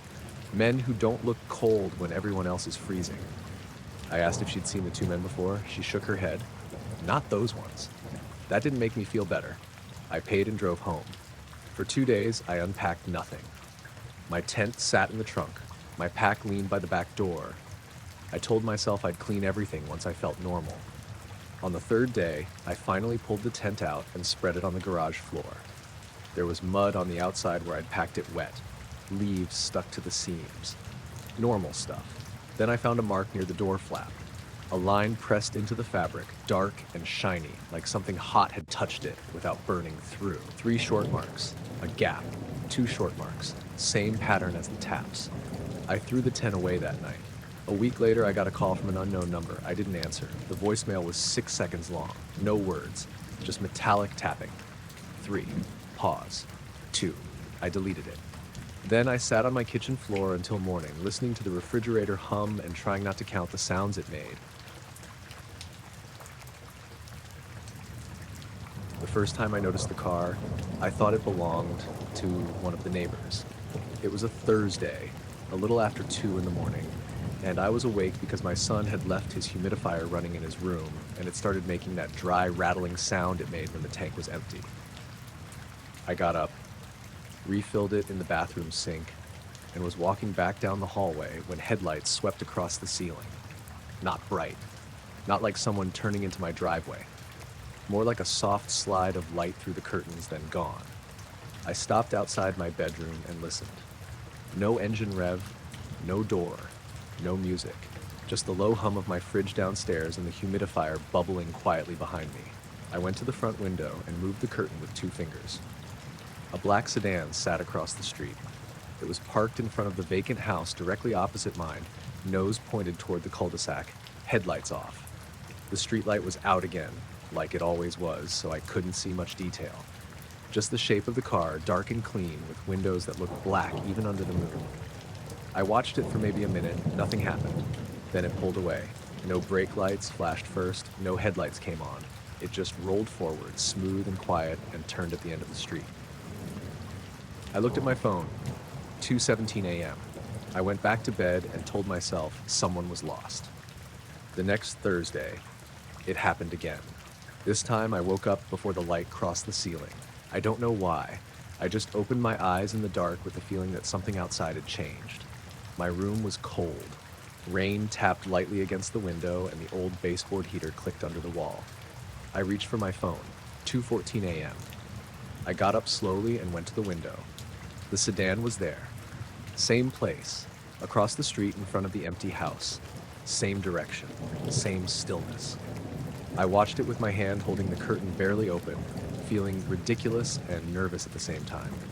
I couldn't see anyone inside. The windshield was just a black mirror. At 2:17 it left. Again, no headlights, no engine sound. It coasted away like the street had tilted under it. That was when I started writing it down. I was 36 at the time, divorced, living in a small neighborhood outside Roanoke with my 7-year-old son. Miles. The street was quiet, mostly older couples, a few families, one rental house that changed tenants every year. The house across from mine had been empty for months because the owner moved to Florida and couldn't sell it. I knew every regular car on that block. The black sedan wasn't one of them. The third Thursday, I set an alarm for 2:10. I almost didn't. It felt crazy, like I was turning a coincidence into something bigger because I was lonely or stressed. But the alarm went off, and I got up, pulled on a sweater, and stood in the dark living room behind the blinds. At exactly 2:14, the sedan rolled into view. No lights, no sound. It parked across the street. This time I tried to record it with my phone. The video showed the road, the mailbox, the dark shape of the car. Nothing dramatic, just enough to prove there was a car there if anyone bothered watching closely. At 2:17, the video glitched. The image froze for 2 seconds. When it came back, the car was gone. I checked the time on the recording, 3 minutes exactly. I didn't sleep after that. In the morning, I asked my neighbor, Mrs. Pruitt, if she'd noticed a car parked outside at night. She was out getting her paper in a pink robe and slippers, hair in rollers, acting like the cold didn't bother her. "What kind of car?" she asked. "Black sedan across from me, around 2 in the morning." She looked over at the vacant house. "No, honey, I'm asleep at 2 in the morning." I laughed because that was reasonable. Then she said, "But my porch camera's been acting up." "What do you mean?" "Same night every week, I think. It records the whole street usually, but I've been getting gaps. Little ones. A few minutes." I felt my stomach tighten. "What time?" She shrugged. "I can check." She did check. Later that afternoon, she knocked on my door with her tablet in hand. The camera had gaps every Thursday, 2:14 to 2:17 a.m. every time. No car on either side of the missing section. No motion alert. Just a clean jump in the footage, like someone snipped those 3 minutes out. Mrs. Pruitt frowned at it. "That's odd," I said. "Yeah." I didn't tell her I'd seen the car during those gaps. That night, I checked every lock in the house. Front door, back door, garage, windows. I even checked Miles's window, which was silly because it was on the second floor and painted shut anyway. Nothing happened for 6 days. Then Thursday came again. I told myself I wouldn't get up. I had work in the morning. Miles had school. I was tired of feeling watched by a parked car. At 2:13, I woke up. No alarm. The house was silent. Miles's door was cracked the way he liked it. His nightlight made a dim blue stripe across the hallway carpet. I went downstairs barefoot, this moving slowly to avoid the creaky step near the bottom. I didn't turn on any lights. At 2:14, the sedan appeared. I was already standing by the front window. It stopped across the street, same exact place. This time, I saw movement inside. A pale shape shifted in the front passenger seat. My mouth went dry. I'd spent 3 weeks telling myself the car was empty. Lost driver. Teenagers. Private investigator. Anything normal. But someone was in there. Maybe 2 people. The driver's side shadow moved too. The rain had stopped earlier, but everything outside still looked wet. The road reflected faint light from the houses farther down. I could see just enough through the sedan's windshield to make out 2 heads, both facing my house. I stepped back from the window. Then I got angry. Not brave. Angry. There's a difference. Brave would have meant I had a plan. I didn't. I was just tired of standing inside my own house, afraid of someone who got to sit outside and watch. I put on shoes, grabbed my phone, and opened the front door. The cold hit me hard. Damp, early spring cold. The kind that smells like wet asphalt and dead leaves. I stepped onto the porch. The sedan didn't move. I walked down the steps. My heart was beating so hard I could hear it in my ears. I kept expecting the car to start, to roll away like before. It didn't. Halfway across my yard, I could see inside better. 2 men sat in the front seats. Both wore dark suits, not coats. Suits, white shirts, dark ties. The driver was tall and thin, with a long face and hair combed flat. The passenger was shorter, heavier, with a round face and eyes that looked too bright in the dark. They were both writing, not tablets, writing in small notebooks. The interior light wasn't on. The dashboard was dark. There was no glow from anywhere inside the car. Still, their pens moved across the pages like they could see perfectly. They didn't look surprised when I approached. The taller one kept writing until I reached the curb. Then he stopped, clicked the pen closed, and turned his head toward me. The window lowered without a sound. "Good evening, Mrs. Bell," he said. I wasn't Mrs. Bell anymore. I hadn't used my married name in almost 2 years. "It's Carter," I said. He nodded. "Noted." The passenger wrote that down. My voice shook when I said, "Why are you outside my house?" The taller man looked at the dark windows behind me. "Observation." "Of what?" "Pattern stability," the passenger said. His voice was softer, almost kind. I leaned slightly to see the notebook, but he closed it before I could read anything. "You need to leave," I said. We will. They come here every Thursday. Yes. Yes. At 2:14. Yes. Why? The passenger looked past me toward the upstairs window where Miles slept. I stepped sideways, blocking his view, though that did nothing. Don't look at my son's room. His face didn't change. He's not part of this. That sentence made me feel both relieved and much worse. What does that mean? The driver said, You noticed the vehicle earlier than expected. I've noticed it for weeks. Exactly, he said. The passenger added, Most people don't wake up until the third cycle. What cycle? They looked at each other. Not nervous. Just checking. The driver said, Your house was involved in a prior observation. I've lived here 5 years. Yes. Before that? Yes. Before I was here? He nodded once. The passenger opened his notebook again and looked down at a page. I saw lines of handwriting, tight and dark, but no words I could make out from where I stood. You reported a light in the upstairs hallway on June 10th, he said. I froze. I had never reported that to anyone. It happened the first summer after the divorce. Miles was at his dad's, and I was alone. I woke around 2 in the morning and saw a pale light under my bedroom door, like someone had turned on the hallway fixture. When I opened the door, the hallway was dark. The bulb had been burned out for days. I remembered standing there, half asleep, hearing something click once inside the wall. I didn't tell anyone because it sounded like nothing. I didn't report that, I said. The passenger looked up. Not verbally. The driver said, You wrote it down. My journal was in the drawer of my nightstand, inside my bedroom. I took a step back from the curb. You've been in my house. No, the driver said. The passenger smiled faintly. Not inside. Then how do you know that? Neither answered. A porch light clicked on down the street. Mrs. Pruitt's, maybe? The men didn't react. I lifted my phone and started recording. The screen went black. Not dead, just black. I could still feel the phone vibrate once in my hand, like it had registered the camera opening, but nothing showed. The passenger said, That won't record usefully. Why are you doing this? I asked. The driver looked at me for a long moment. His eyes didn't reflect the street like normal eyes should have. They looked flat and dark, like holes cut in a photograph. We're late, he said. For what? He glanced at the passenger. The passenger answered, To confirm whether the effect remained localized. What effect? He looked back up at my house. This time I followed his gaze. My bedroom window was dark. Miles's window was dark. But the small window above the stair landing glowed faintly from the inside. Pale white. Not bright enough to light the glass. Just enough to show through the curtains. The bulb in that fixture had been burned out for months. I turned back to the car. Both men were watching the window now. Not me. The passenger was writing faster. What is that? I whispered. The driver said, Residual. The window flickered once. At the same time, every hair on my arms lifted. The passenger quietly said, Still active. The driver opened his door. I stepped back fast. He didn't get out fully. He just put one polished shoe on the pavement and leaned forward, looking past me at the house. His movements were stiff but careful, like he was testing the air. You should go back inside, he said. No. You should wake the child only if he wakes himself.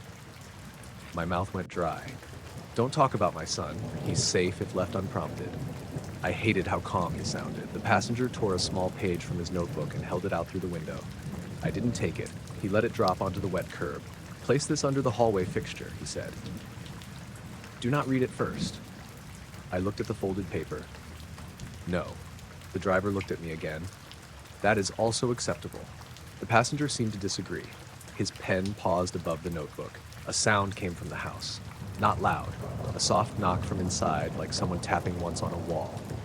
The light in the stair window went out. The men both stopped moving. For the first time, the passenger's smile faded. The driver said, That was early. He closed his door. The window rose.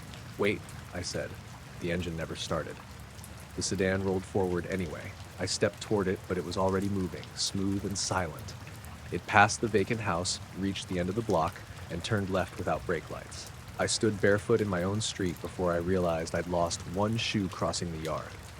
The folded paper still lay on the curb. I picked it up with 2 fingers. It was dry. Not just less wet than it should have been. Completely dry, even though the curb around it was slick with rainwater. I didn't read it. I wanted to. I almost did. Instead, I brought it inside and put it in an old coffee can under the kitchen sink. Then I went upstairs. Miles was asleep.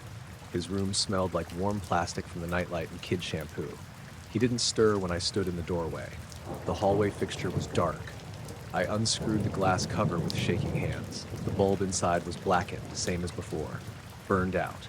But the metal base was warm, not hot. Warm like it had been lit moments earlier. I didn't sleep. In the morning, the sedan was gone, obviously. The street looked normal. Wet lawns, trash bins. A squirrel on Mrs. Rubiak Pruitt's fence. My missing shoe sat in the yard, soaked through. At 9:30, Mrs. Pruitt knocked. "You were outside last night?" she said. I nodded. "I saw you talking to someone." "The car." She looked confused. "What car?" I stared at her. She held up her tablet. My camera cut out again. 2:14 to 2:17. A perfect gap. But this time at 2:18, the video came back and showed me standing in the street alone, holding something in my hand. No sedan, no men, just me. I didn't tell her about the paper. That afternoon, while Miles was at school, I opened the coffee can. The folded paper was still there. I told myself I would just move it somewhere else. A drawer, maybe. Outside, anywhere but under my sink. But when I picked it up, I saw writing showing faintly through the fold. My name.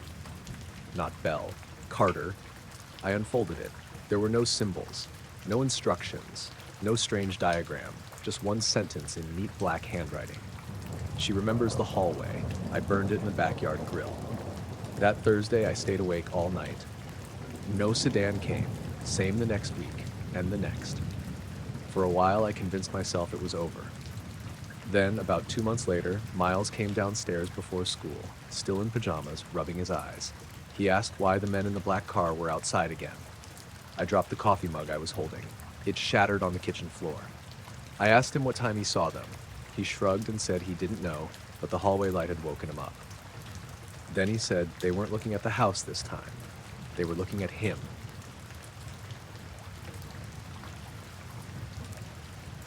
I first heard the humming through my headphones while I was setting up a tripod in the woods behind the art building. It was around 5:30 in the afternoon, early March. Cold enough that my fingers hurt, but not cold enough for snow. The sky had that flat gray look where you couldn't tell if the sun was going down or if the clouds were just getting heavier. Campus was behind me, maybe a quarter mile through the trees, close enough that I could still hear a bus hiss at the stop every now and then. I was a junior at Millbrook State studying film, which sounds more impressive than it felt. Most of my projects were two people talking in badly lit dorm rooms. For my documentary class, I decided to do a short piece on the old service road behind campus. It wasn't anything dramatic. There were rumors that the road used to lead to a maintenance facility or a weather station, depending on who you asked, but now it was just cracked pavement under leaves, blocked off by a rusted gate, and a sign that said University Property. I wanted moody footage. Empty road, trees, wind, maybe some voiceover about places people stopped noticing. I had a cheap field recorder, a shotgun mic, my camera, and about 3 hours before my roommate would start texting me to see if I wanted dinner. The humming started when I switched the recorder on. At first, I thought it was feedback. A low tone sat under the normal wood sounds, steady and deep, not loud but clear in the headphones. I unplugged the mic and plugged it back in. Still there. I moved the cable around. Still there. I took the headphones off. Nothing. Just wind through dead leaves and a crow somewhere farther up the hill. I put the headphones back on. The hum was there again. I remember standing very still, listening, one hand on the recorders, the other holding the mic pole. It wasn't electrical buzzing. It had a shape to it, if that makes sense. Like two notes layered on top of each other, sliding just slightly out of sync. I aimed the mic toward campus. The hum got weaker. I turned toward the service road. Stronger. I told myself it was power lines. There were some across the north edge of campus, or maybe some building generator I couldn't hear without the mic. That made enough sense to keep me from leaving. I started recording. For the next 20 minutes, I walked along the old road, getting shots of the pavement, the gate, the branches moving overhead. The whole time the hum stayed in my headphones. Sometimes it dipped low enough that I felt it more than heard it, down in my chest. Sometimes it rose just for a second into something almost like a voice, then dropped again. The weirdest part was the way the woods reacted to it. Not in a movie way. No birds falling silent all at once. Nothing that obvious. It was smaller than that. Leaves stopped moving when I pointed the mic at certain spots. My camera battery went from 60% to 15, then back to 47 after I turned it off and on. Twice, I heard what sounded like someone stepping on twigs behind me, but when I turned, the sound moved into the headphones instead, like it was inside the recording and not in the woods. The old road curved down toward a drainage ditch. I'd never gone that far before because the pavement got broken up and muddy. That day, I kept going, following the hum like an idiot. At the bottom, the trees opened into a small clearing. There was a concrete slab in the middle of it. Not huge, maybe 20 feet across, covered in moss and leaves. 4 rusted bolts stuck up from the corners like something had been mounted there once. There was no building anymore, no fence around it, no signs. The hum got louder as soon as I stepped onto the slab. My recorder clipped. The levels spiked red, even though I hadn't changed the gain. I pulled the headphones off and heard it with my bare ears for the first time. Barely. A low, steady vibration coming from nowhere I could point to. Not from the ground. Not from the trees. Just there. I stood in the center of that slab and felt the tone press against my teeth. Then the camera shut off. The recorder kept running. For some reason, that made me more nervous than anything else. The camera going dead was just annoying. The recorder continuing felt like it wanted the sound. I looked back the way I came. The old road seemed darker than it should have, even though the sky hadn't changed much. I packed up fast. I didn't run, but I wanted to. I kept hearing the hum behind me, fading and rising, until I passed the rusted gate. Then it stopped so cleanly that I almost tripped. Campus noise came back. A door slamming near the art building. Someone laughing. A skateboard rolling over brick. By the time I got back to my dorm, I'd mostly talked myself down. I copied the audio file onto my laptop and opened it in my editing software. The hum was there, clear as anything. The waveform looked weird too. I'm not an audio engineer, but I'd edited enough sound to know what normal background noise looked like. This had these repeating spikes at even intervals, like a heartbeat drawn by someone using a ruler. I played it through my laptop speakers. My roommate, Chris, looked up from his bed and frowned. "What is that?" "You hear it?" "Yeah," he said. "Turn it off." "Why?" "It feels gross." That was exactly the right word. I stopped playback. Chris rubbed his jaw. "Where'd you record that?" "Behind campus." He looked toward the window, even though the woods weren't visible from our room staff. "Don't use that in your project." I laughed because he sounded too serious, and I needed him not to be. I didn't post it. I didn't upload it to the class folder. I didn't even put it in the rough cut. I left the file on my laptop and made a note to go back in daylight with someone else. The next morning, I woke up with a headache and a nosebleed. Nothing dramatic, just blood on my pillowcase and a dull pressure behind my eyes. I figured the dorm heat dried me out. Chris said he had a headache too, but he blamed cheap beer and went to class. I had film theory at 10. I got coffee, sat through a lecture about Italian neorealism, and forgot about the recording for almost an hour. After class, 2 men were waiting outside the building. I noticed them because they didn't look like anyone else on campus. Not professors, not parents, not facilities. Both wore dark coats and dark pants. No backpacks, no umbrellas, even though a misty rain had started. One was tall and thin, maybe late 40s, with hair combed flat and a face that looked too still. The other was shorter and broader, with a rounder face and a small, polite smile. They stood beside the bulletin board, watching students leave. When I stepped out, the taller one looked directly at me. "Elias Ward?" he said. I stopped. "Yeah?" he smiled. "Do you have a moment?" I looked around. Other students were walking past, hoods up, phones out. Nobody seemed to notice the men. "Are you with the university?" I asked. "In a sense," the shorter one said. That wasn't an answer, but he said it pleasantly enough that I didn't immediately walk away. "We wanted to speak with you about an audio recording," the tall one said. My stomach tightened. "What audio recording?" "The one made yesterday evening behind campus," he said, "near the old service access." I didn't say anything. The shorter man tilted his head from us. "We're not here to confiscate anything." That word bothered me because I hadn't said anything about being afraid of that. We're simply asking that you not use that frequency publicly, the taller one said. Frequency? The hum, the shorter man said. Rain dotted his coat but didn't seem to soak in. I shifted my camera bag higher on my shoulder. I never released it. Neither of them reacted, not even a blink. The taller one nodded once. That's good. No, I said. I mean, I didn't upload it anywhere. It's just on my laptop. Yes, he said. So how do you know about it? The shorter man's smile stayed where it was. Recordings don't have to be released to be heard. I almost laughed. That doesn't make sense. No, he agreed. It usually doesn't. They asked if I'd listened to the full file. I said no, which was true. I'd skipped around after the first few minutes because the sound made me uncomfortable. The taller man took out a small notebook. How long did you remain on the slab? That stopped me. What slab? The concrete foundation, he said. I looked at him harder. How do you know about that? He didn't answer. The shorter man asked, did you hear it before you entered the clearing? Yes. Through equipment only? At first. He nodded slowly, then directly. I didn't like the way he said it, not as a question, as something being confirmed. What is it? I asked. The tall one looked past me toward the art building doors where students were still coming out. An old sound. That's not an answer. It's an accurate one, he said. The shorter man looked at me more closely then. His expression changed for half a second. Not fear exactly, more like concern. Where did you hear it before? He asked quietly. I frowned. I didn't. He kept looking at me. The tall man turned toward him. That isn't relevant. The shorter one didn't look away from me. It might be. I never heard it before, I said. But as soon as I said it, I knew that wasn't completely true. There was something about the hum that had felt familiar the first time it came through the headphones. Not like a song I knew, more like a sound from a dream you forget as soon as you wake up. The shorter man saw it on my face. Childhood? He asked.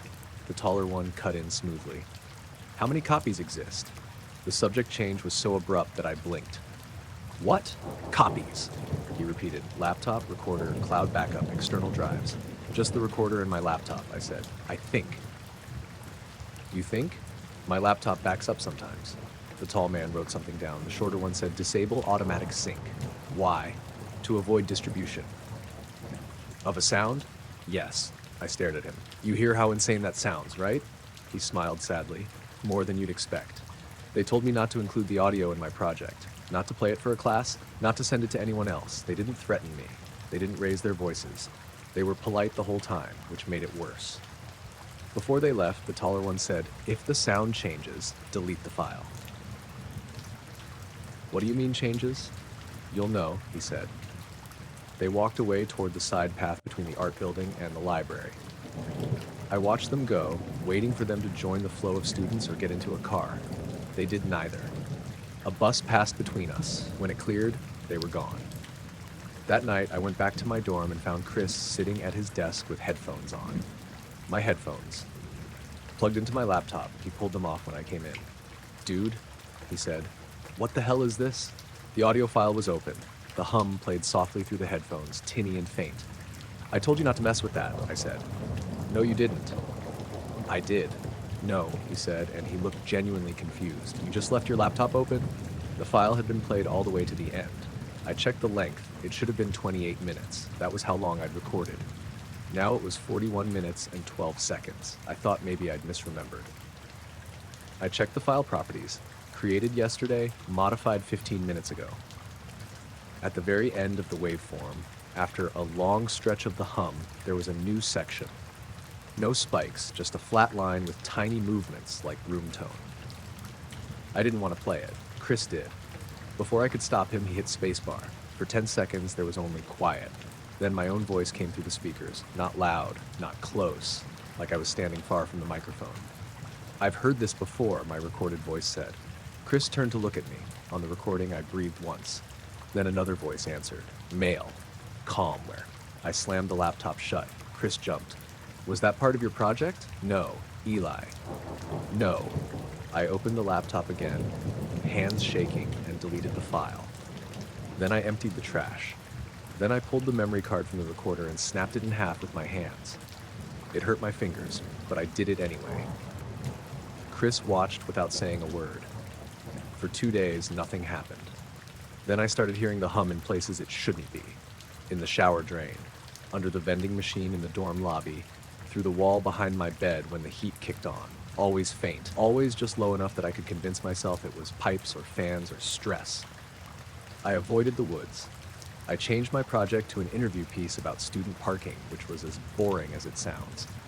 My professor said it felt rushed. I took the B- and didn't argue. A week after the men approached me, I got an email from an address with no name attached. The subject line said, "Frequency use confirmation." The body had one sentence. "Thank you for limiting exposure." No signature. I deleted it. That night, I woke up at 3:14 a.m. to Chris sitting upright in his bed staring at the window. The room was dark except for the blue light from his alarm clock. "You hear it?" he whispered. I did. The hum was coming from outside. Not loud, not even clear, just present, pressing against the glass. I got out of bed and pulled the curtain back an inch.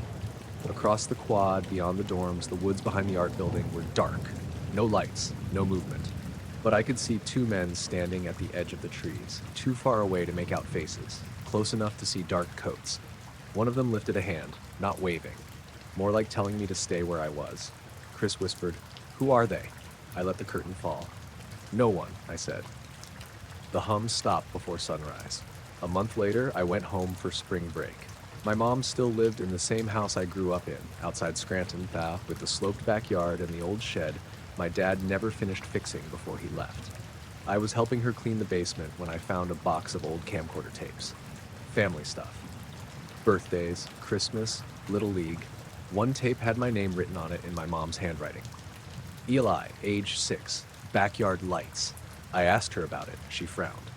Backyard lights? That's what it says. She took the tape from me, stared at it for a long time, then shook her head. I don't remember that. We didn't have a working camcorder anymore, so I couldn't watch it there. I almost took it back to school, but something stopped me. Instead, I put it back in the box. That night, I slept in my old room. Around 2 a.m., I woke up to a low hum coming from outside the window. For a second, I was 6 years old again. I didn't remember anything specific, just standing barefoot in wet grass, my mom calling my name from the porch. A pale light above the shed, and that sound, low and steady, settling into my bones like it belonged there. In the morning, the tape was gone from the box. My mom said she hadn't touched it. I believed her.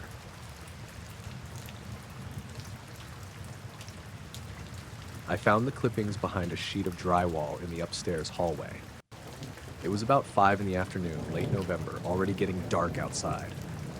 The farmhouse had no heat yet, except for a kerosene heater in the kitchen, and the whole place smelled like dust, mouse nests, and old wood.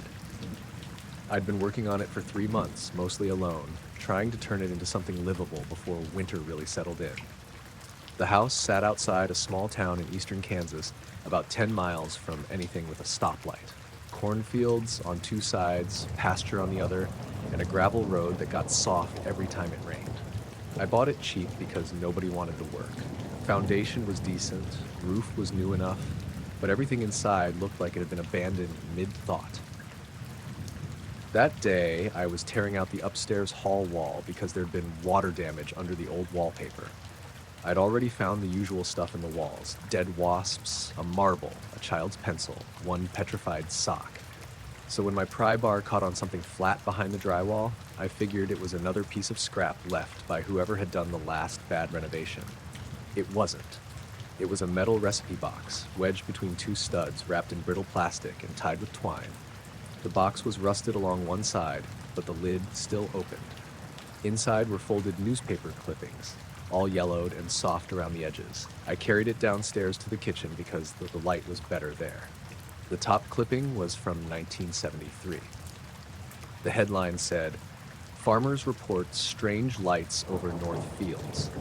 I remember reading that first line and smiling a little because it felt like exactly the kind of thing you'd expect to find hidden in an old farmhouse.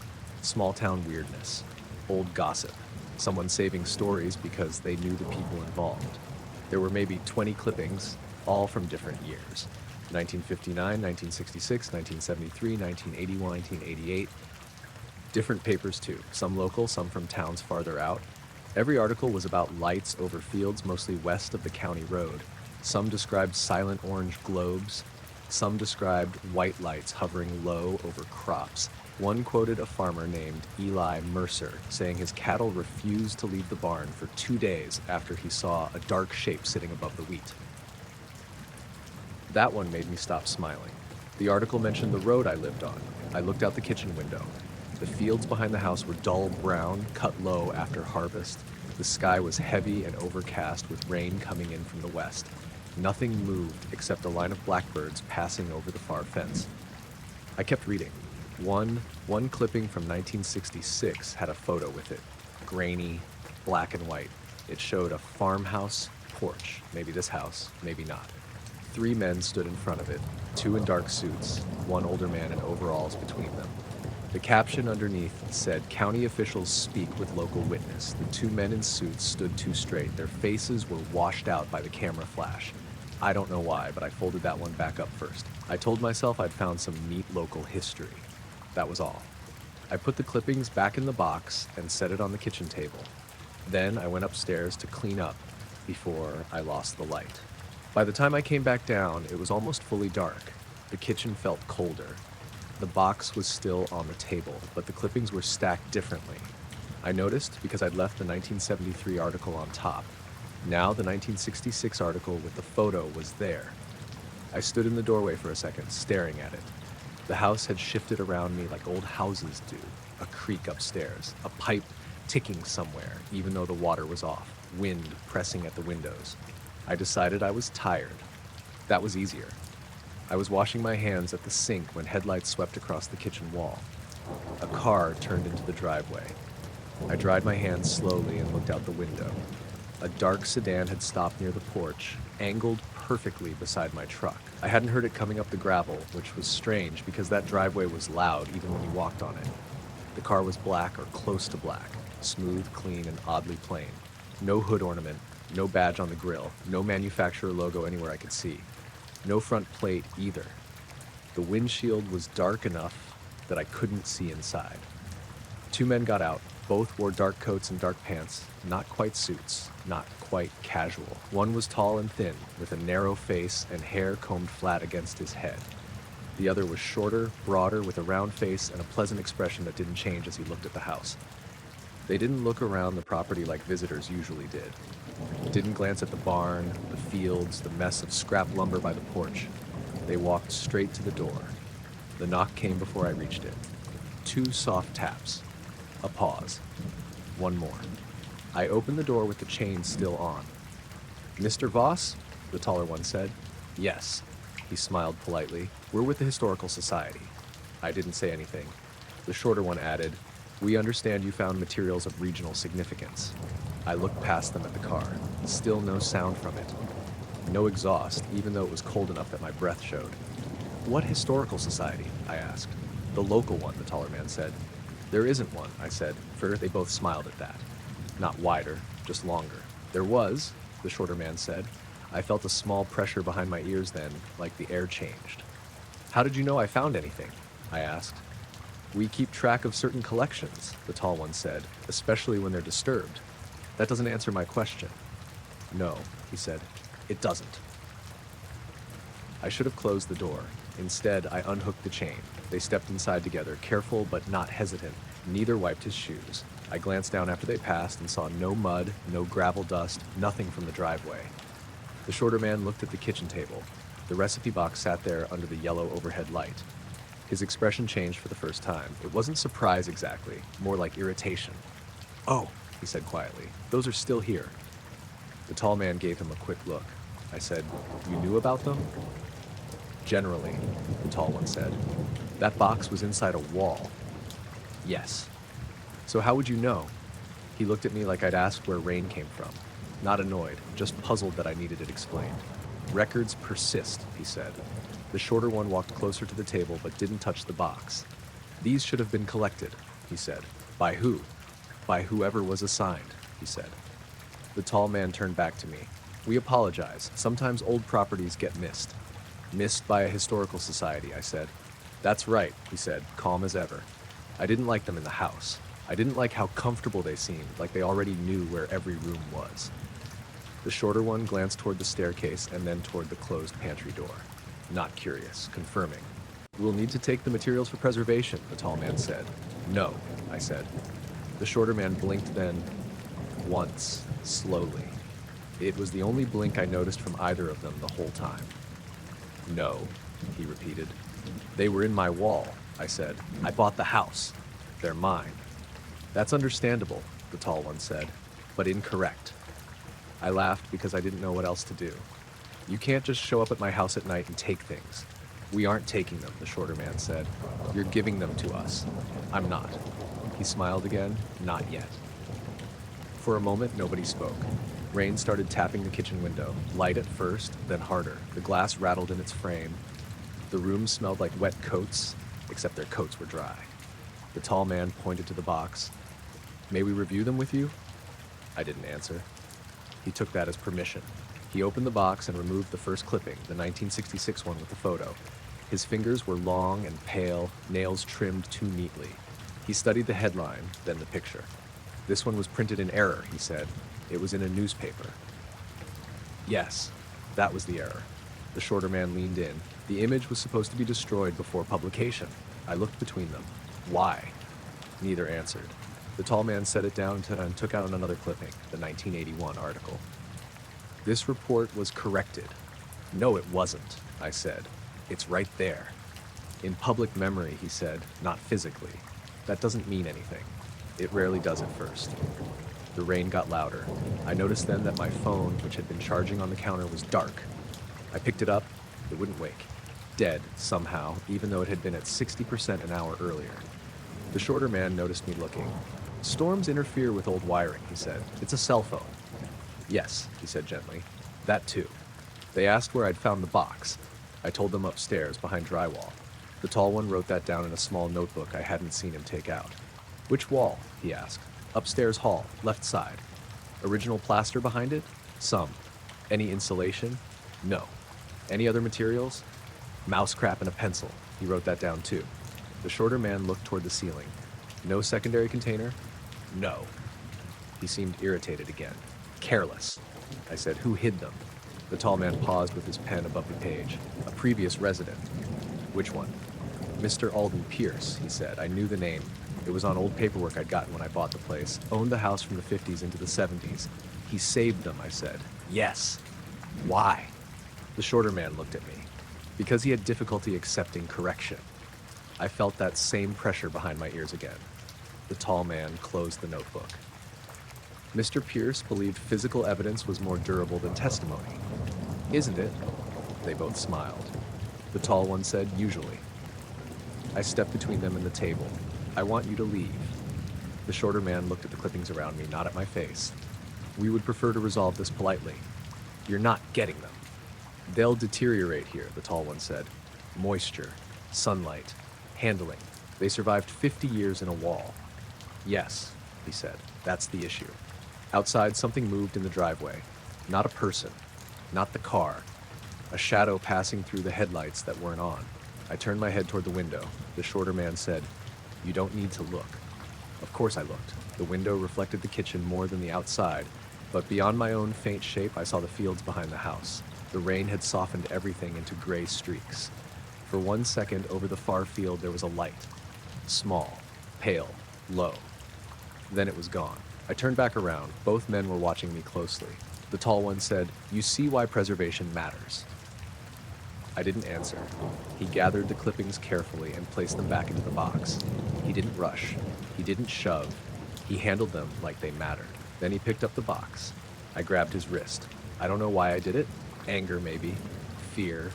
Some last normal instinct telling me that strangers didn't get to walk into my house and steal things. His skin was cold. Not outdoor cold. Not human cold. It felt like touching metal that had been kept in a basement.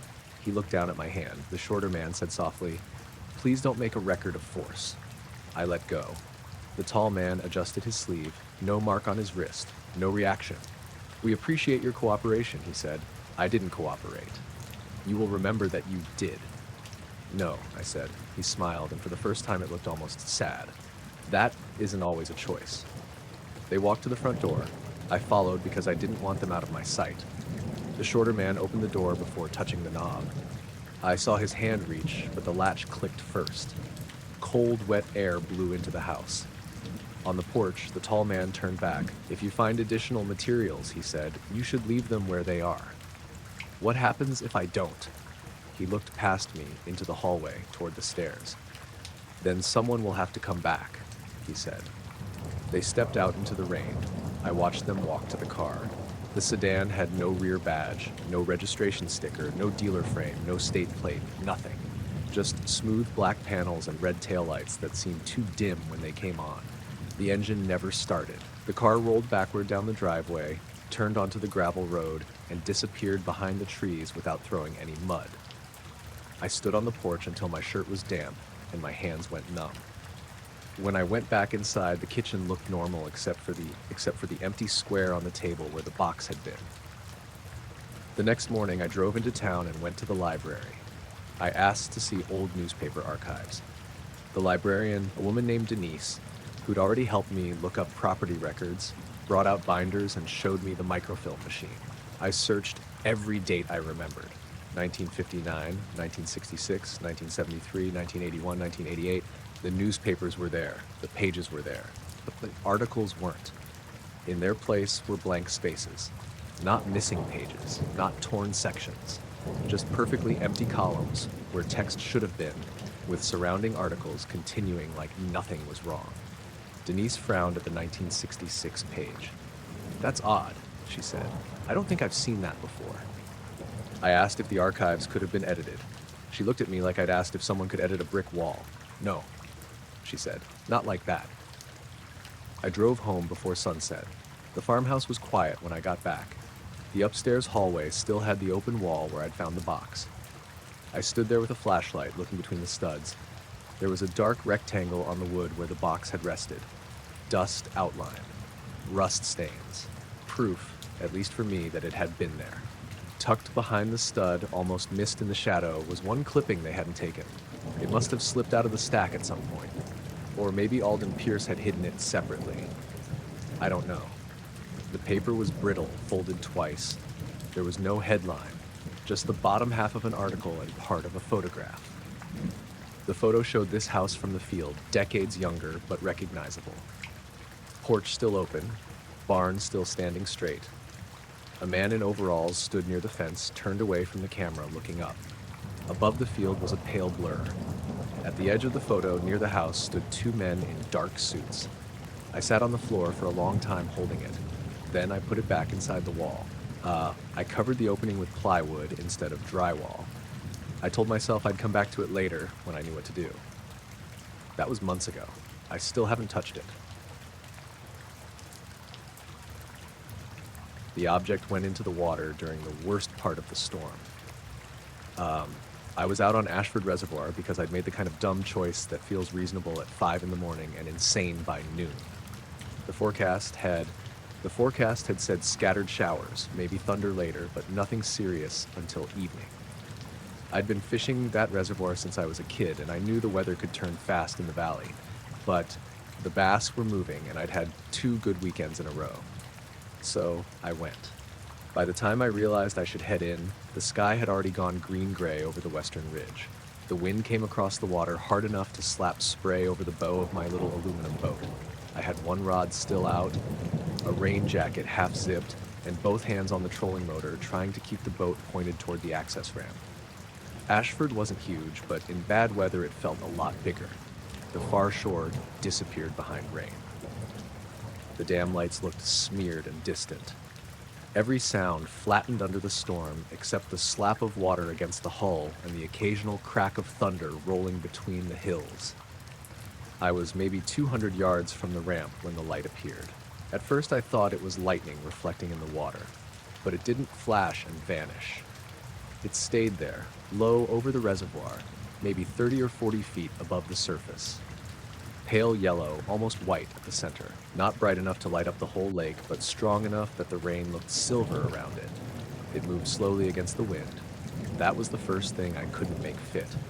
Everything else on the water was getting pushed east. My boat, the chop, even leaves and sticks. This thing drifted west, smooth and steady, like the storm wasn't touching it. I killed the trolling motor without thinking. The boat turned sideways in the waves. Water slapped over the gunwale and soaked my boots. I grabbed the side to steady myself and kept staring. The light stopped over the deeper part of the reservoir, near the old flooded roadbed. I knew that spot well.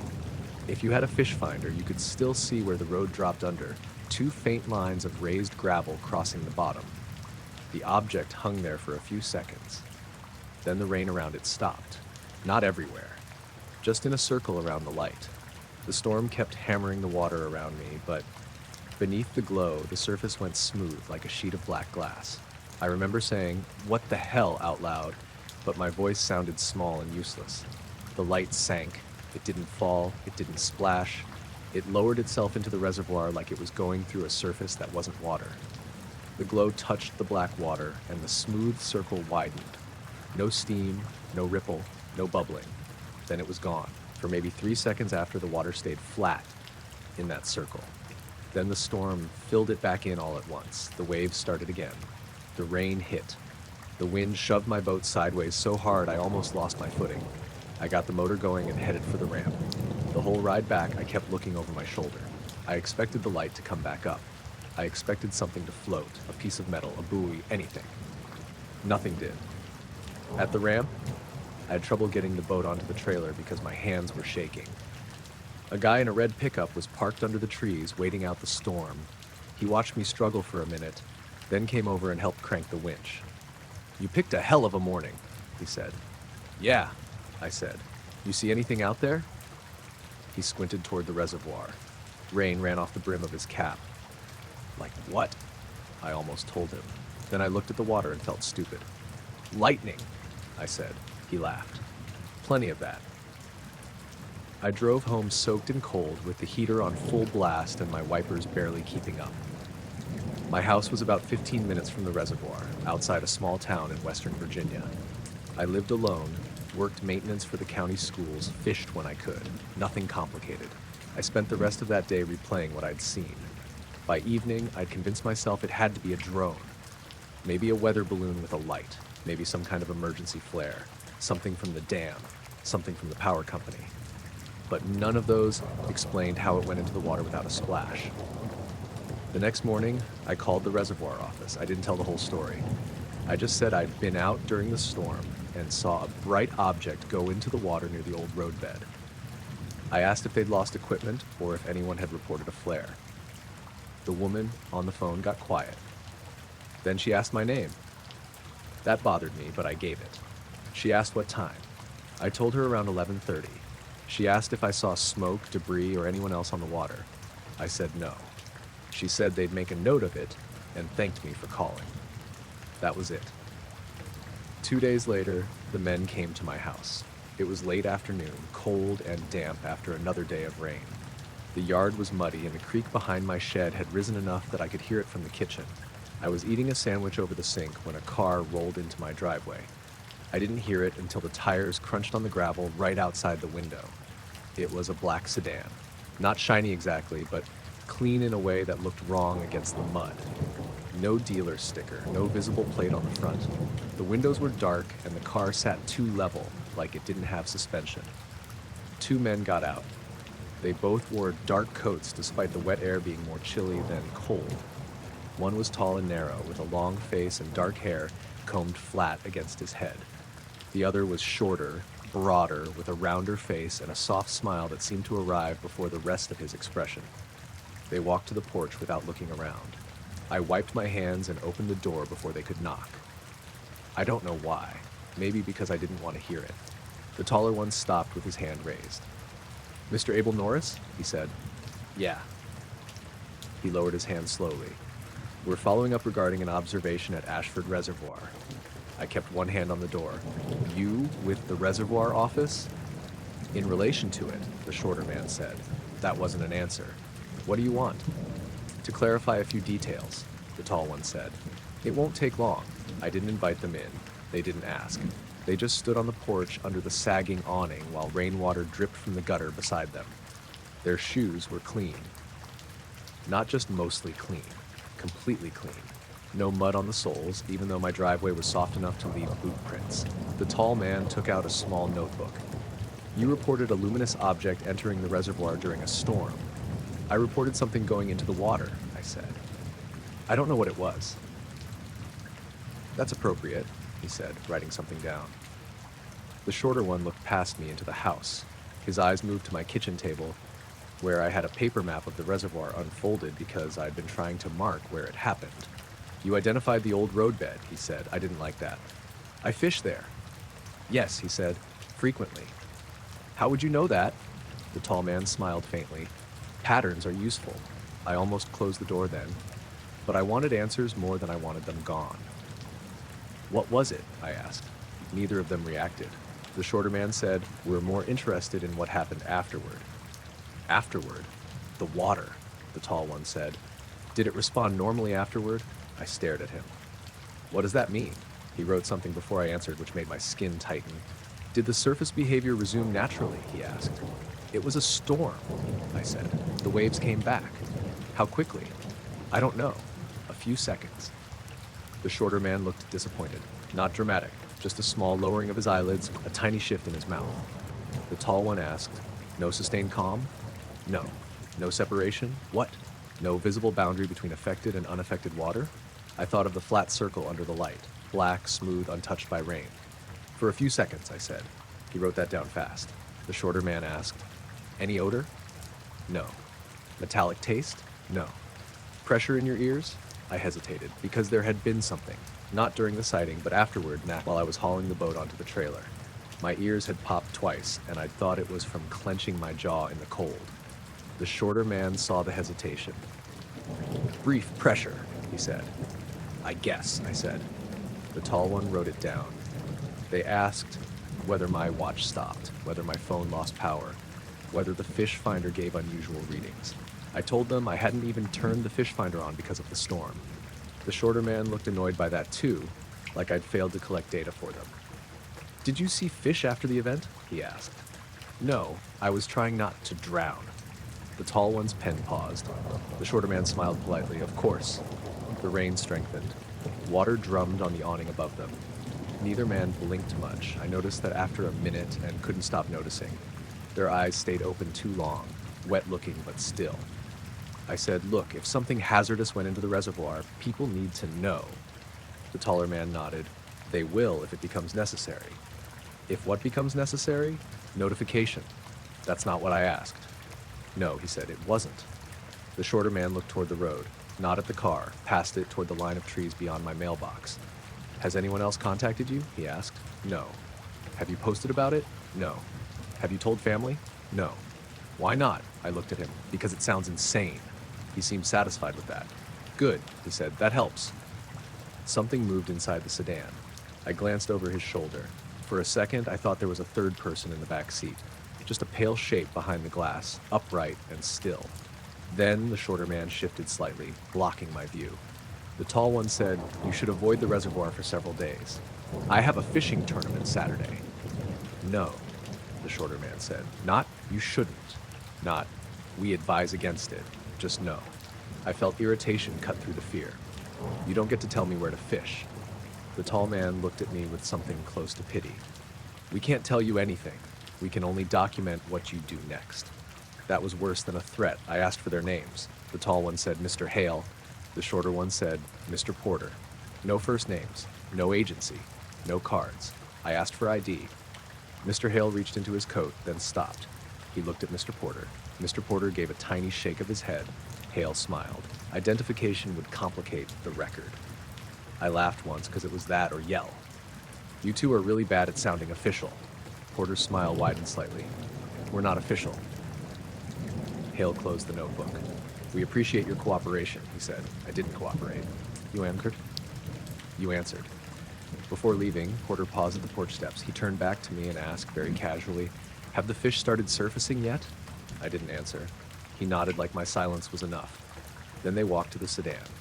The car had a rear plate, I noticed then, but it was blank. Not missing, not covered. A smooth white rectangle where numbers should have been. They got in, no engine sound, no reverse lights, The sedan rolled backward down the driveway, turned onto the road, and disappeared behind the rain. I stood on the porch until my socks got damp from windblown water. That night, I barely slept. Around 3 in the morning, I woke to the sound of water. Not rain. Rain had stopped hours earlier. This was lapping. Soft, steady, close. I got out of bed and walked through the dark house following it. The sound seemed to come from the kitchen, then the mudroom, then the back door. When I opened the door, the yard was quiet. The creek behind the shed was running high, but not unusually. No water near the house. No smell except wet leaves. Then I noticed my fishing boots by the back step. They were full of water, both of them. Filled to the top, path top, perfectly still, reflecting the porch light. I dumped them out and went back inside. The next morning, I drove to Ashford. I didn't take the boat. I told myself I just wanted to look from the dam. The sky was clear, bright and cold, and the reservoir looked normal from the overlook. Gray-blue water, a few gulls, a state maintenance truck parked near the spillway. For 10 minutes, nothing happened. Then I saw the first fish, a largemouth bass, maybe 3 pounds, that floating belly up near the rocks below me. Then another. Then 3 more near the intake tower. I walked down the path to the shoreline. The closer I got, the more I saw. Bluegill, crappie, shad, all floating still in the little coves, their pale bellies catching the morning light. Not everywhere. That was the strange part. Only in a wide arc near the old roadbed. I called the reservoir office again from the parking lot. Told them there was a fish kill. The same woman answered. When I gave my name, she got quiet. She said they already knew. I asked who reported it. She didn't answer. By afternoon, the county had closed the east access ramp. The official explanation was low oxygen after storm turnover. That happens in reservoirs sometimes. Fish die, water gets weird, people move on. But old Ray Muller, who'd fished Ashford longer than anyone, told me he'd never seen a kill like that after a cold rain. Wrong season, he said. Wrong water. 2 days later, I found a dead fish in my driveway. It was a crappie, stiff and dry, lying behind my truck, like someone had placed it there. Ashford was 15 minutes away. No animals had chewed it. No mud on it. No smell. There was a small round mark behind its gill, black at the edges. I shoveled it into a trash bag and drove it to the dump. For the next week, I saw the black sedan twice. Once outside the grocery store, parked across the lot with nobody inside. Once near the reservoir gate, sitting half hidden behind a line of pines.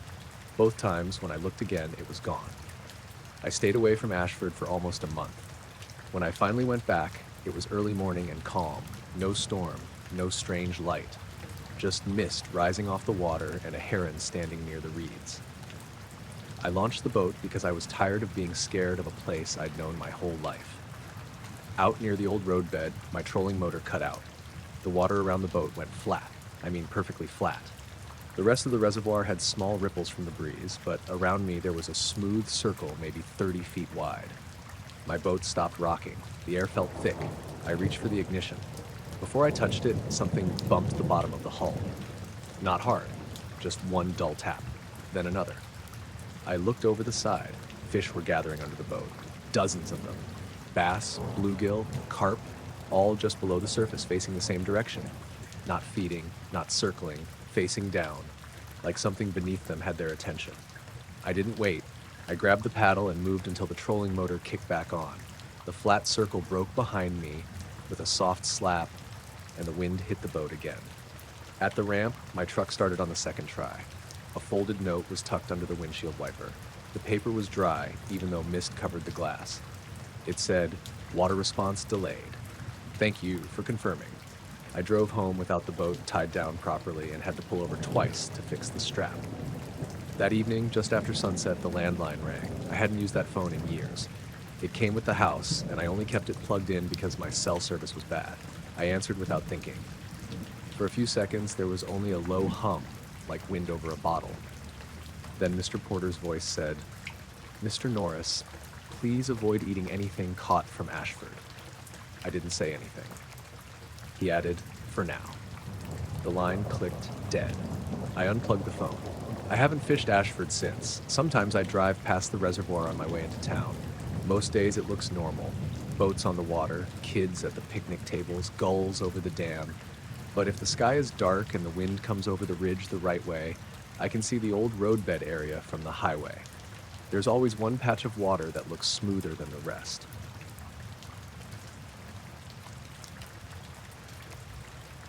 He came in at 5:12 in the morning, right before the sky started getting light.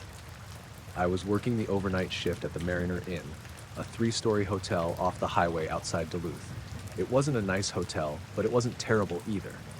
Truckers stayed there. Families passing through stayed there. People who missed the last ferry or got stuck in weather stayed there.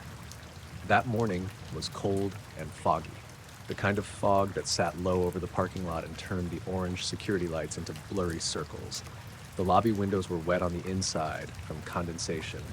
The coffee in the breakfast area had been sitting too long, and the whole front desk smelled like burnt plastic and carpet cleaner. I was behind the counter, half watching the lobby TV with the volume low, when the automatic doors opened. A man walked in without luggage. That was the first thing I noticed. Most people who came in before sunrise looked rough, tired, annoyed, dragging a suitcase or carrying a backpack. This guy looked like he had stepped out of somewhere that wasn't outside. No coat, no bag, no hat, no gloves. Just a gray suit that didn't quite fit right and a white shirt buttoned all the way up. He was pale, not sick, pale exactly, more like he hadn't been in sunlight for a long time. He stopped a few feet inside the lobby and looked around slowly. Not confused, more like he was checking that the room matched what he expected. "Morning," I said. "Checking in?" He turned his head toward me. His eyes were light gray. That sounds like a small detail, but I remember it because they didn't catch the light the way eyes usually do. "Yes," he said. "One room." His voice was quiet and flat, but polite. I asked if he had a reservation. "No." I told him check-in technically wasn't until 3 in the afternoon, but we had rooms available and I could charge him for the previous night if he needed one right away. I'd said that line 100 times. He nodded like I'd explained something complicated. "That will be acceptable," he said. I asked for ID and a card.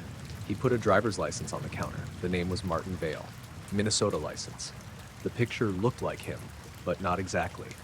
Same face, same features, but the expression was different. The man in front of me looked less present, if that makes sense. The license said he was 42. He looked both younger and older than that. When I asked for a credit card, he gave me cash instead. 3 crisp $100 bills. We weren't supposed to take cash without a deposit, but people on overnight shifts make exceptions all the time. I didn't feel like arguing with a pale man at 5 in the morning. I put him in room 218. Second floor, end of the hall, away from the elevator. Quiet room. 1 queen bed, no adjoining door. I handed him the key card. He didn't take it at first. He looked down at it like he was trying to remember what it was for. "You use it on the door," I said. "Just tap it against the lock." "Yes," he said. He picked it up with 2 fingers. I asked if he needed help with anything. He looked at me for a second too long. "What time is sunrise?" he asked. I glanced at the computer. "Around 7:20, I think." He nodded once. "Then this is sufficient." He walked toward the elevator. I watched him go because something about him felt off. He didn't press the elevator button right away. He stood facing the doors for maybe 10 seconds. Then the button lit up before his hand moved. The doors opened. He stepped inside and turned around. Right before they closed, he looked directly at the lobby camera above the front desk. Not at me, at the camera. Then the doors shut. I sat there for a while, listening to the elevator go up. It stopped on 2. The rest of my shift was normal for about an hour. A trucker checked out. The breakfast attendant came in and complained about the fog. A woman called asking if we had rooms for that weekend. Normal stuff. At 6:37, the phone at the desk rang. The display said room 2118. I answered. "Front desk." For a few seconds, there was only breathing. Not heavy, not panicked. Just quiet breathing close to the receiver. "Mr. Vale?" I said. There was a click. The line went dead. I looked at the room's status screen. 218 was occupied. No notes. Nothing weird. I almost called back, but I didn't. People accidentally hit phone buttons all the time. I told myself he probably rolled over in bed and knocked the handset. My shift ended at 7. I handed things over to the morning clerk, Denise, and went home. I didn't think about room 218 again until that evening. I came back in at 11 for another overnight. Denise had left a note on the desk. 2118, D&D all day. No service requested. Guest paid cash. Watch checkout. That wasn't unusual either. Some guests slept all day. Some didn't want housekeeping. The do not disturb sign had apparently been on the door since morning. Around midnight, I checked the cameras because the side entrance alarm chirped once and then cleared itself. I expected to see someone smoking too close to the door or a guest struggling with a key card. Instead, I saw two men in suits walking down the second floor hallway. They came from the stairwell near the ice machine. Both wore dark suits, dark ties, white shirts. One was tall and narrow, with a long face and neatly combed hair.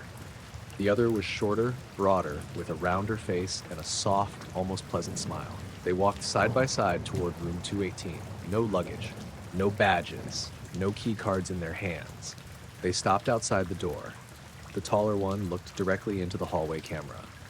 The screen flickered. When it stabilized, the hallway was empty.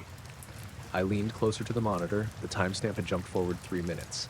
I rewound it. Same thing. They approached the door, the tall one looked up, and then the image glitched. After that, empty hall. I checked the lobby camera. No one had entered through the front doors. Side entrance camera showed nothing. Stairwell camera showed nothing, but I just watched them on the second floor. I told myself it was a camera issue. Maybe they were guests from another room and the stairwell camera missed them. Maybe the glitch happened at the worst possible time. Hotels are full of broken equipment that everyone pretends is fine. At 12:44, they appeared again. Same hallway. This time they were walking away from 218 toward the stairwell. The shorter one carried a small black folder under his arm. They didn't speak, didn't hurry, didn't look around. At the stairwell door, the taller one stopped. He turned and looked into the camera again. The screen flickered. Then they were gone. No stairwell footage. No lobby footage. No exit. I sat behind the front desk with my hand hovering over the phone, trying to decide who I was supposed to call. The police? My manager? Security? We didn't have security after 10. Just me and an emergency number that usually went to voicemail. At 1:10, I called room 2118. It rang 6 times. No answer. At 1:15, the room called me. I stared at the phone for 2 rings before picking up. "Front desk," I said, breathing again. Then Mr. Vale's voice, very faint. "Has anyone asked for me?" I swallowed. "No." That was a lie, but I didn't know what else to say. The breathing continued. Then he said, "They are early." The line clicked dead. I stayed standing behind the desk for almost a minute, still holding the receiver. At 2:03, the 2 suited men appeared in the second floor hallway again. Same suits, same posture, same calm pace. This time, the shorter one held something small in his hand. I couldn't tell what it was. It looked like a watch, or maybe a compass. They stopped outside 218. The taller man raised his hand to knock. Before he touched the door, it opened. Not all the way, just enough for the gap to go dark. The 2 men stepped inside. The camera kept working this time. The hallway stayed empty for 42 minutes. No other guests passed. No housekeeping, obviously. No movement. Then the door opened again. The men stepped out. The shorter one looked different now. Not physically. Same face, same suit. But his smile was gone. His eyes moved quickly down both ends of the hallway like he was nervous. The taller one was still calm. He said something to the shorter one. No audio on the camera, but I saw his mouth move. The shorter one shook his head once. They walked toward the stairwell. This time the camera didn't glitch. They opened the stairwell door and went inside. I switched to the stairwell camera. Empty. I got up and walked out from behind the desk. The lobby felt huge and silent. The TV had gone to some overnight infomercial. Rain tapped lightly against the front windows. The breakfast area was dark except for one vending machine glowing in the corner. I went to the back office and pulled up the guest list. Nobody matching the 2 suited men was checked in. I checked key card logs for 218. Only 1 entry.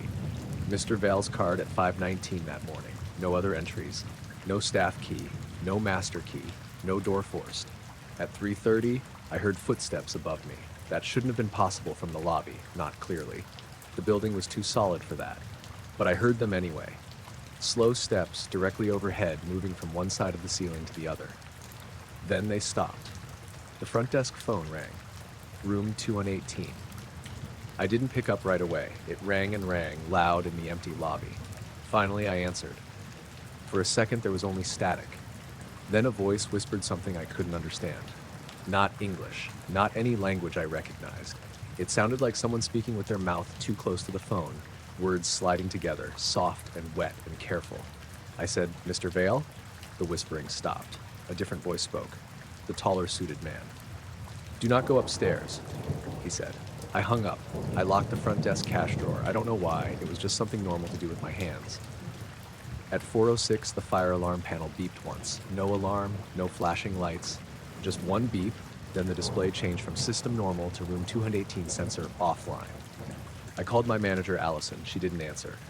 I called the maintenance emergency number, voicemail. I considered calling 911, but I couldn't explain it. A guest was in his room. 2 men maybe visited him. A sensor was offline. I'd sound like I was panicking over nothing. So I stayed downstairs and watched the cameras. At 4:31, the hallway camera outside 218 showed the door open. No one came out. The door remained open about 6 inches. The room beyond was dark. The camera feed began to distort at the edges. Not static, more like the hallway was bending slightly, the lines of the carpet and walls pulling toward the open door. Then the shorter suited man stepped into frame from inside the room. He was facing backward. I don't mean he walked backward. I mean his body faced the hall, but his head was turned toward the room at an angle that made my neck hurt just seeing it. He stood there like that for several seconds. Then his head turned forward. He looked directly at the camera. For the first time, he looked scared. The feed cut out. When it came back, the door to 218 was closed.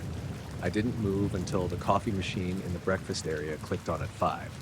The sound made me flinch so hard I knocked a pen off the counter. At 6:15, the first early checkout came down. A woman in a puffy coat carrying a toddler and 2 duffel bags. She complained that the hallway on the second floor had smelled like hot coins overnight. I apologized automatically. At 7, Denise arrived. I told her 218 had been weird and that we needed to check on the guest after checkout time. I didn't tell her everything. Just that he'd called, sounded confused, and that I'd seen people on camera. She made a face. Great, another cash guest. I stayed late because I wanted to know what happened, even though every part of me wanted to go home. At 11:05, housekeeping called the desk. Room 218 still has DND, Maria said. Denise called the room. No answer. At noon, checkout time passed. Still no answer. Allison finally came in around 12:30, annoyed because Denise had called her twice. She decided we'd open the room with a master key and do a welfare check. I went with them. I shouldn't have, but I did. Second floor looked normal in daylight. Gray carpet, ice machine humming, someone's room service tray outside 212, the kind of ordinary hallway that made the cameras from the night before feel impossible. Room 218 had the Do Not Disturb sign hanging from the handle. Maria stood behind us with her cart, arms crossed. Allison knocked hard. "Mr. Vale? Hotel staff." Nothing. She used the master key. The lock flashed green. She opened the door. The room was empty. No luggage, not that he'd had any. No clothes, no shoes. No man in a gray suit. No sign anyone had slept in the bed. The sheets were tucked tight, pillows still stacked. The air inside was cold, not air conditioning cold. The unit under the window was off. The room smelled faintly metallic, like when old batteries leak. At first I thought that was it. Weird guest left somehow. Maybe through the window, as though we were on the second floor and the windows barely opened. Then Maria said, "Look." She was pointing at the clock on the nightstand. The digital display read 5:12, not blinking, not dim, just frozen. Allison said, "Power outage?" I checked the lamp beside it. It turned on. Then I noticed the microwave clock, 5:12. The little battery-powered travel alarm clock we kept in rooms because guests complained about phone alarms sat beside the TV. Its hands had stopped at 5:12 and 38 seconds. Maria checked her cleaning cart.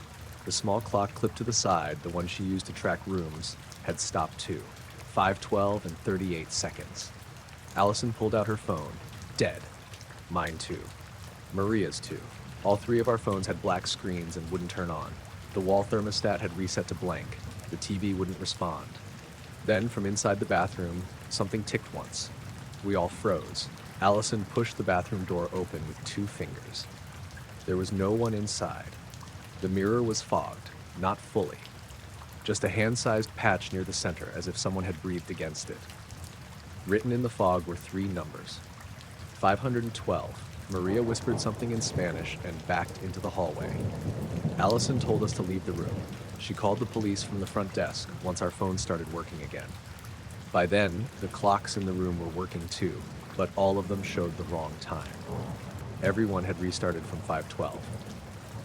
The police came, looked around, took a report, and treated it like a guest who left without checking out. They asked about the cash payment, asked if he seemed intoxicated, asked if maybe he had slipped out a side door. I asked if they wanted to see the security footage. They did. We pulled up the hallway recordings. The pale man checked in at 512. That part was there. And if he took the elevator up. After that, the footage skipped from 11:58 p.m. to 5:13 a.m. No suited men, no hallway visits, no open door, no glitch, just a clean gap. The officer said our system probably malfunctioned. Allison agreed too quickly. Later, when I was alone at the desk, I checked the original file folder where the system stored motion clips before they got compressed. I don't know what I expected. There was 1 extra clip, no thumbnail, no timestamp. I opened it. The camera showed the second-floor hallway outside room 218. The door was closed. The carpet was empty. Everything looked still. Then the door opened a crack. A pale hand came out and placed something on the floor. The hand withdrew. The door closed.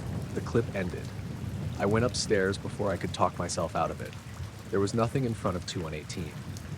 But when I opened the stairwell door at the end of the hall, I found a hotel key card sitting on the top step. Plain white. No logo, no room number. On the back, someone had written in neat black ink, "Sunrise was sufficient." I quit 2 weeks later. I told Allison it was because I found a better job, which was partly true. I started working mornings at a hardware store across town. A month after I left, Denise texted me a photo. It was the front desk clock at the Mariner Inn, stopped at 512. Her message said, "You seeing this?" I didn't answer right away. When I finally did, the message failed to send. The next day, she told me she had no idea what I was talking about.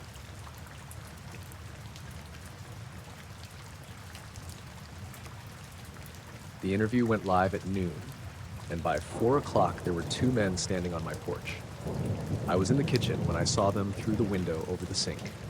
They hadn't knocked yet. They were just standing there, side by side, facing the front door. Both in dark coats, even though it was warm for April. One tall and thin, one shorter and heavier. They looked like the kind of men people call federal without knowing why. I dried my hands on a towel and watched them for a second. No car in the driveway, no car on the street. That was the first thing that bothered me. I lived outside Morgantown, West Virginia, in a 1-story house at the end of a private gravel lane.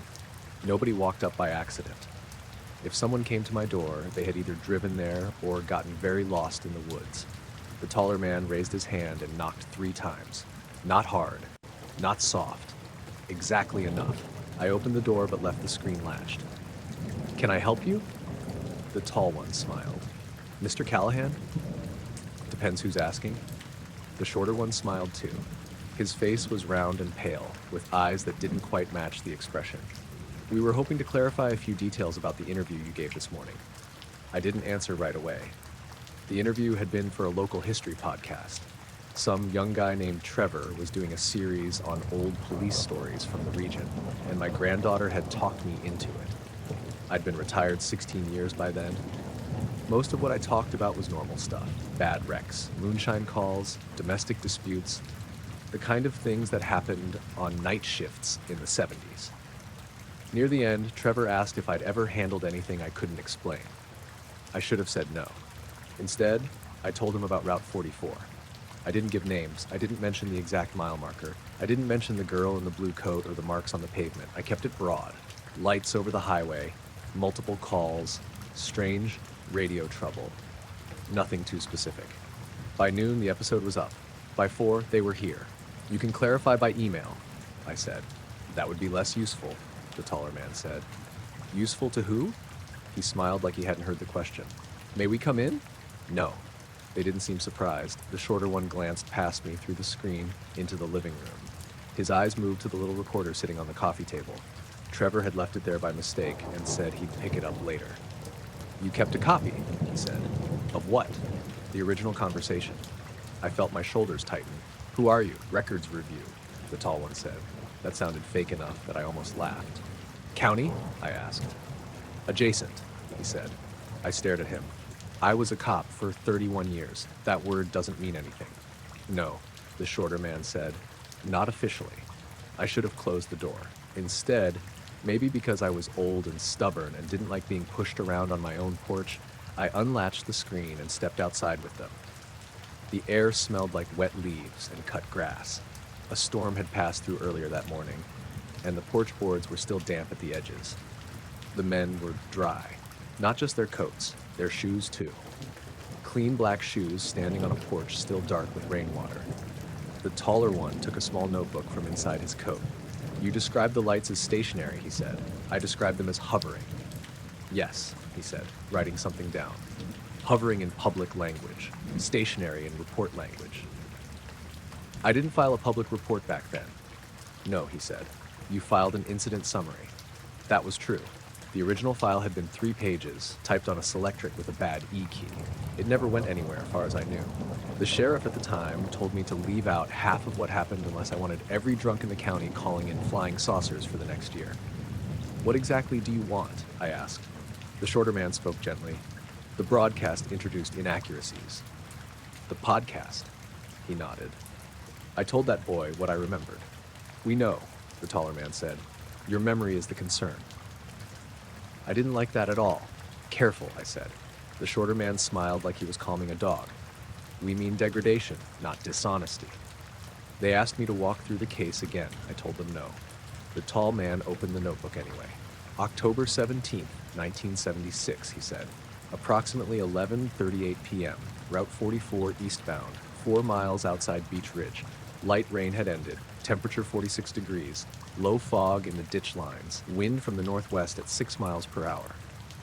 He said it all without looking down. My mouth went dry. I had never said the date in the interview. I hadn't said the temperature. I definitely hadn't said the fog sat low in the ditches because that was a detail I only remembered when I smelled damp asphalt. How do you know that? I asked. The shorter man tilted his head. You wrote it. Not all of it. No, he said. Some of it was observed. I looked down the lane again. Still no car, the tall man continued. First caller reported lights above the road surface. Second caller reported a stopped vehicle with no driver. Third caller was disconnected mid-statement. I remembered the third caller. Dispatch played the tape for me twice that night. A woman saying there was something above the road, then static, then her voice again, farther away from the phone, saying, "It's looking at the lines." I didn't put that in the report. I didn't tell Trevor. The taller man watched my face. You remember that part, he said. I said nothing. The shorter one asked, Did you mention the telephone lines during the interview? No. Good. Why? Because that detail should remain contained. I laughed once, but there was no humor in it. Contained? It was 50 years ago. 49, the tall man corrected. I hated that he was right.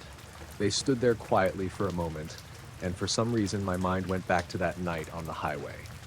I'd been 28, new deputy, still trying to prove I didn't scare easy. The road was empty when I got there, wet and shining under my headlights. My radio had been popping static so bad I turned it down. I remember stepping out and hearing the power lines buzz, even though there was barely any wind. 3 lights hung over the road, white but not bright, arranged in a line low enough that I thought they were attached to something I could see. They didn't move, didn't make noise, just hung above the double yellow lines.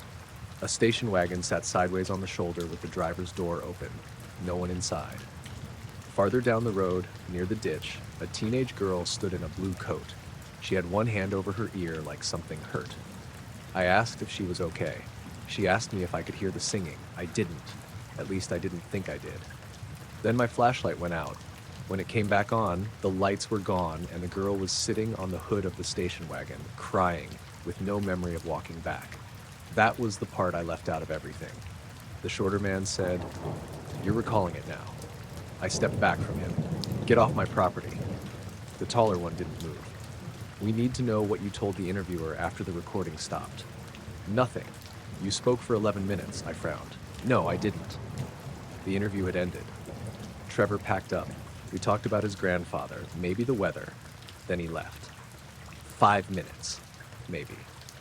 The shorter man looked toward the living room again. The recorder kept running. I turned and looked through the window at the device on the coffee table. A small red light blinked on it. I thought it was off. The tall man said, "You described pavement markings." I remembered saying no such thing. "You described an absence in the air above the vehicle," he continued. "You used the phrase like rain bending around a shape." I gripped the porch rail. "I didn't say that." "You did." "No." The shorter man's voice softened. That phrase was accurate. Something moved in my peripheral vision. Not on the porch, not in the yard. In the reflection on the living room window behind me, I saw the road from 1976. Wet asphalt, ditch fog, 3 pale lights. I turned fast. Only my gravel lane was there. The tall man closed his notebook. "The episode should not be expanded. I don't control what Trevor does. You should discourage him. What happens if I don't?" They exchanged a look. The shorter one said, "People will ask questions he can't safely phrase." That sounded rehearsed, but there was something under it. Not a threat exactly. More like a warning they didn't fully understand themselves. I asked about the girl in the blue coat. Both men went still. The shorter one looked at the taller one, and the taller man's expression changed for the first time. Not fear. Irritation. "That witness is unrelated," he said. "No, she isn't." "She was returned," the shorter one said. The words came out too quickly, like he hadn't meant to say them. Returned. I hadn't used that word in 50 years, but it was the same word the sheriff used when the girl showed up at her parents' house the next morning. Not found. Not came home. Returned. Returned from where? I asked. The taller man looked at the shorter one. The shorter one lowered his eyes. The porch felt colder suddenly. The storm had passed hours earlier, but the air smelled like rain again. The hair on my arms lifted. My old police radio sat on a shelf in the living room. It wasn't plugged in. Hadn't worked in years. My grandson gave it to me as a joke after I retired. From inside the house, it crackled. All 3 of us looked toward the sound. Static popped once. Then a woman's voice came through, faint and warped. "It's looking at the lines." The shorter man actually flinched. The taller one did not. He said, very calmly, "That's enough." The radio went silent. I had my hand on the screen door before I realized it. "What are you?" I asked. The tall man smiled again. "Not part of the story." "You came to my house?" "Yes." "You know things you shouldn't?" "Yes." "And you want me to forget?" "No," he said. "Forgetting has proven unreliable." The shorter man added, "We prefer quiet memory." They thanked me then. Actually, thanked me, like this had been a normal conversation. Before they stepped off the porch, the tall one said, "Mr. Callahan, if Mr. Graves contacts you again, do not mention the girl." Trevor's last name was Graves. I had not told them that. They walked down the porch steps and turned toward the lane. I followed them to the edge of the porch. They didn't walk toward the road. They moved along the tree line instead, past the old dogwood toward the strip of woods behind my shed. "Hey," I called. Neither turned. They passed behind the shed and didn't come out the other side. I went inside and picked up the recorder. It was warm. The file from the interview was still there. Under it was another file, created at 3:58 p.m. that day, 11 minutes long. I didn't play it. I put the recorder in a drawer and called Trevor from the kitchen phone. He didn't answer. I left a message telling him to pull the episode down for now. I said I'd gotten some facts wrong and didn't want bad information out there. He called back 10 minutes later. "What episode?" he asked. "The interview." There was a pause. "Mr. Callahan," he said slowly, "we recorded yesterday, but I haven't posted it yet." I sat down at the kitchen table. "It went live at noon," I said. "No," he said. "I was editing all day. It's not scheduled until Friday." I looked at the drawer where the recorder was. The little red light blinked through the crack. After I hung up, I opened the podcast app on my phone. The episode wasn't there. No post. No comments. No proof it had ever gone live. At 7:30 that evening, Trevor texted me. "Sorry." Weird question. "Did you say anything today about a girl in a blue coat?" I turned the phone off. That night, just after 11, rain started tapping the windows even though the forecast said clear. I sat in my living room with the lights off, listening to my old police radio hiss softly from the shelf. Every so often, under the static, I thought I heard a girl crying far away. then stopping all at once, like someone had put a hand over the sound. The first time I saw them, I figured they were auction people. That happens sometimes at the storage facility. Someone died, someone stopped paying, someone's kids had to clean out a unit full of furniture and old tools. People showed up in suits once in a while, usually lawyers or estate guys, looking uncomfortable and out of place between the roll-up doors. I worked nights at Lockwell Storage outside Akron. It was the kind of facility that looked bigger after dark than it did during the day. 6 long rows of units, keypad gate, little office with tinted windows, security cameras that half worked and half just pretended to. The place backed up to a drainage ditch and a line of scrub trees, then an industrial park nobody used anymore. My shift ran from 7 at night to 3 in the morning. Mostly I sat in the office watching monitors, did rounds every hour, checked locks, chased off kids cutting through the fence, and called people when alarms went off because they forgot their codes. The 2 men showed up on the first Tuesday of the month, a little after midnight. They came in through the gate without triggering the keypad log. That was the first thing I noticed, but not the first thing I questioned. The system had been glitchy for months. It sometimes missed entries, sometimes logged the wrong times, sometimes marked me as having opened the gate when I hadn't left the office. On the camera, I saw a dark sedan roll in, slow and smooth, headlights off. It parked near row C between 2 overhead lights, just outside unit C19. 2 men got out. Both wore dark suits, dark coats, white shirts. One was tall and thin with a narrow face. The other was shorter and broader, with a round face and a calm little smile that didn't change even when he turned his head. They walked to C19, no flashlights, no boxes, no hand truck, no reason to be there after midnight. I pulled up the tenant system and searched C19. Vacant. That didn't make sense because the unit had a lock on it. A heavy disc lock. Shiny and newer than most of the locks people use there. I'd passed it 100 times on rounds and never thought about it. The taller man unlocked it. I watched on the grainy monitor as he raised the door just enough for them to duck inside. The shorter one paused before entering and looked straight at the camera. Not near it. At it. The monitor went to static for maybe 2 seconds. When the picture came back, the roll-up door was closed and the sedan was gone. I checked the time. 12:14 a.m. I told myself the camera cut out and I missed them leaving.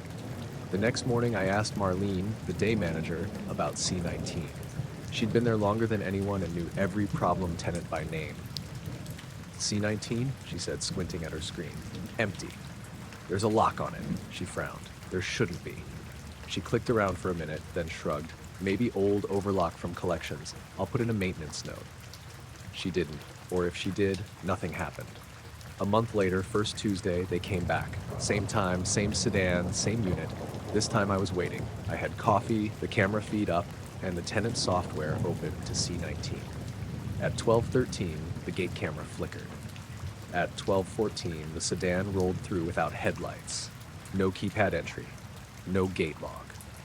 The 2 men walked to the unit and went inside. I left the office. I don't know what I thought I was going to do. Tell them they couldn't be there? Ask for their code? Part of me expected them to be gone by the time I got there, same as the camera. But when I stepped out into the lot, cold air hit me and I saw the sedan parked under the light. Real. Quiet. No plate on the back. No dealer sticker. No make or model badge. Just a smooth black car that looked like a car from memory. Not a real one. I walked down row C with my flashlight in one hand and radio in the other. The roll-up door on C19 was closed. Light showed underneath. Not bright, just a thin white strip along the concrete. I stopped a few units away. There was sound coming from inside. Static, old TV static. That dry hiss and crackle I hadn't heard in years except in videos. It rose and fell, layered like several televisions were on at once. I raised my hand to knock. Before I touched the door, the static stopped. The door rolled up about 2 feet. The shorter man crouched on the other side, smiling at me through the gap. "Good evening," he said. I stepped back so fast my flashlight beam jumped. The taller man stood behind him in the dark. "Can I help you?" The shorter man asked, like I'd walked up to his front porch. "I'm security," I said. "You're not supposed to access units after hours without checking in." "We did check in," the taller one said. No, you didn't. The shorter man smiled wider. Your system may not reflect it. That was exactly the sort of thing customers said when they were lying. What's your name? I asked. The tall one said, Mr. Vale? The shorter one said, Mr. Lorne. No first names. Unit C-19 is listed as vacant. The shorter man tilted his head slightly. That's correct. I waited for him to explain. He didn't. You can't be in a vacant unit, I said. The taller man looked past me down the row toward the office. You should return to your station. It wasn't said like a threat, more like advice. I need to see ID. The shorter man's smile faded just enough that I noticed. No, he said. The static started again behind them, quieter now. The tall man glanced back into the unit. Something inside flickered blue against the wall, then white, then dark. I tried to angle my flashlight through the gap. The shorter man shifted in front of it. We're nearly finished, he said. With what? Maintenance. On TVs? Both men went still. I hadn't meant to say that. I hadn't seen inside clearly enough to know what was making the sound, but as soon as the word came out, the tall man looked at me differently. What did you see? He asked. Nothing. The shorter one said, Then you should be careful what you identify. That shut me up. The door rolled down between us without either man touching it. I stood there holding my flashlight, listening to the static continue behind the metal. When I got back to the office, every monitor was black. Not off. Black with small reflections of the desk lamp. The system came back 5 minutes later. The cameras had no recording between 12:14 and 12:19.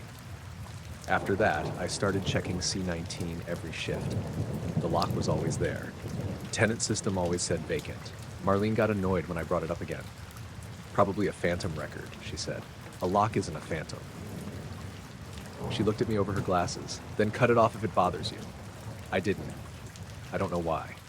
Maybe because some part of me knew I wasn't supposed to. The men came every month, always first Tuesday, always 12:14, always no keypad log. Sometimes they stayed 3 minutes, sometimes 8. Once, almost 15. The cameras always cut out while they were inside. I never saw them carry anything in or out. But the unit changed. Not outside. The outside was always the same. White metal door, black numbers, disc lock, a little rust on the bottom corner. The sounds changed. One month it was static, loud enough that I could hear it from the end of the row. Another month it was voices, not clear. Low talking layered under the hiss. It sounded like people speaking in another room with the television on too loud. Once I heard music, but only for a second. Old music, tinny and distant, like something from a commercial in the 70s. The weirdest was in February. It had snowed earlier that day, and the lot was empty except for my truck and the black sedan. When I made my round after they left, there were no footprints in the snow between their car and the unit. Not faint ones, none. But there were 2 dry rectangles of pavement where the car's tires had been. Perfectly dry, down to the blacktop. That was when I started keeping my own notebook.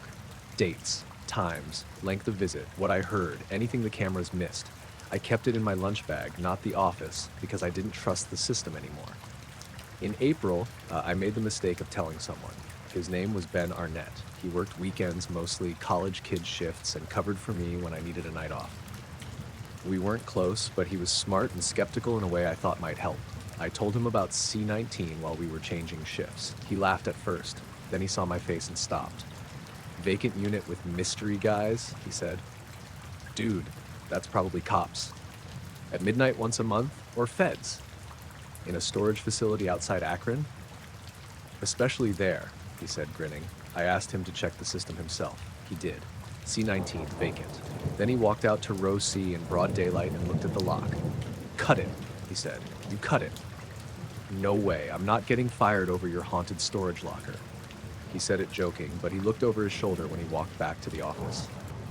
That night, I found a note taped inside my locker, plain white paper, printed in black letters. Unit C-19 is not available for discussion. No signature. I asked Ben if he did it. He swore he didn't. 2 days later, he quit, wouldn't answer my texts. Marlene said he'd gotten another job, but when I drove past the address he'd once mentioned, his apartment looked empty. I told myself it wasn't connected because I needed the job. The first Tuesday in May was warm and humid. Thunderstorms were moving in from the west, and the air smelled like wet concrete before a drop had fallen. At 12:14, the sedan came through the gate. Same as always. But this time, only the taller man got out at first. He stood beside the car, looking toward the office.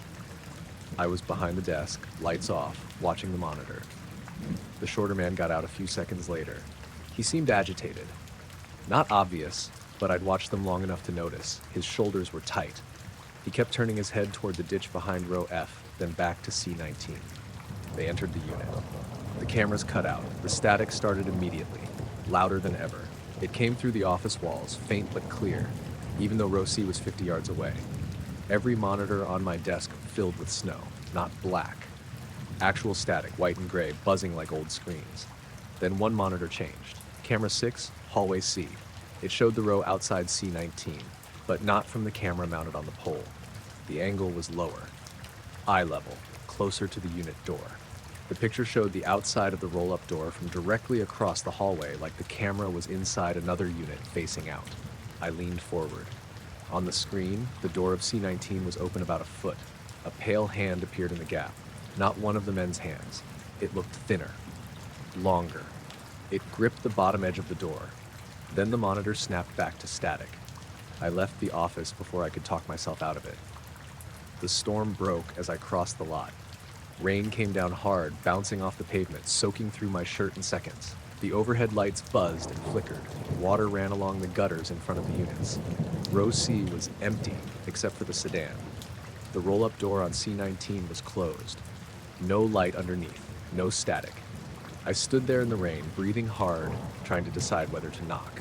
Then I saw the lock hanging open, not removed. Open. The shackle rested loose against the latch. The men weren't there. Their car still was. I looked around the lot. Nothing. No movement. No footsteps. No voices. I reached for the handle. The metal was warm. That made me pull my hand back. Then, from inside the unit, a television clicked on. I heard the pop, the high whine, the soft rush of static. I lifted the door, only enough to look under at first. White light spilled across the wet concrete. Inside were televisions. Dozens of them. Old ones. Tube TVs, wood-paneled floor models, small black and white portables with dials, plastic sets from the 80s, heavy square ones from the 90s. They were stacked along the walls and piled in rows, all facing inward toward the center of the unit. Every screen was on. Every screen showed static. The sound was low but layered, making the air feel thick. There were no power cords, no extension cables, no generator, no outlets that I could see. I raised the door higher and stepped inside. The air was dry, completely dry, even though rain poured down behind me. It smelled like dust, hot plastic, and metal. The TVs flickered all around me, static on every screen, except one.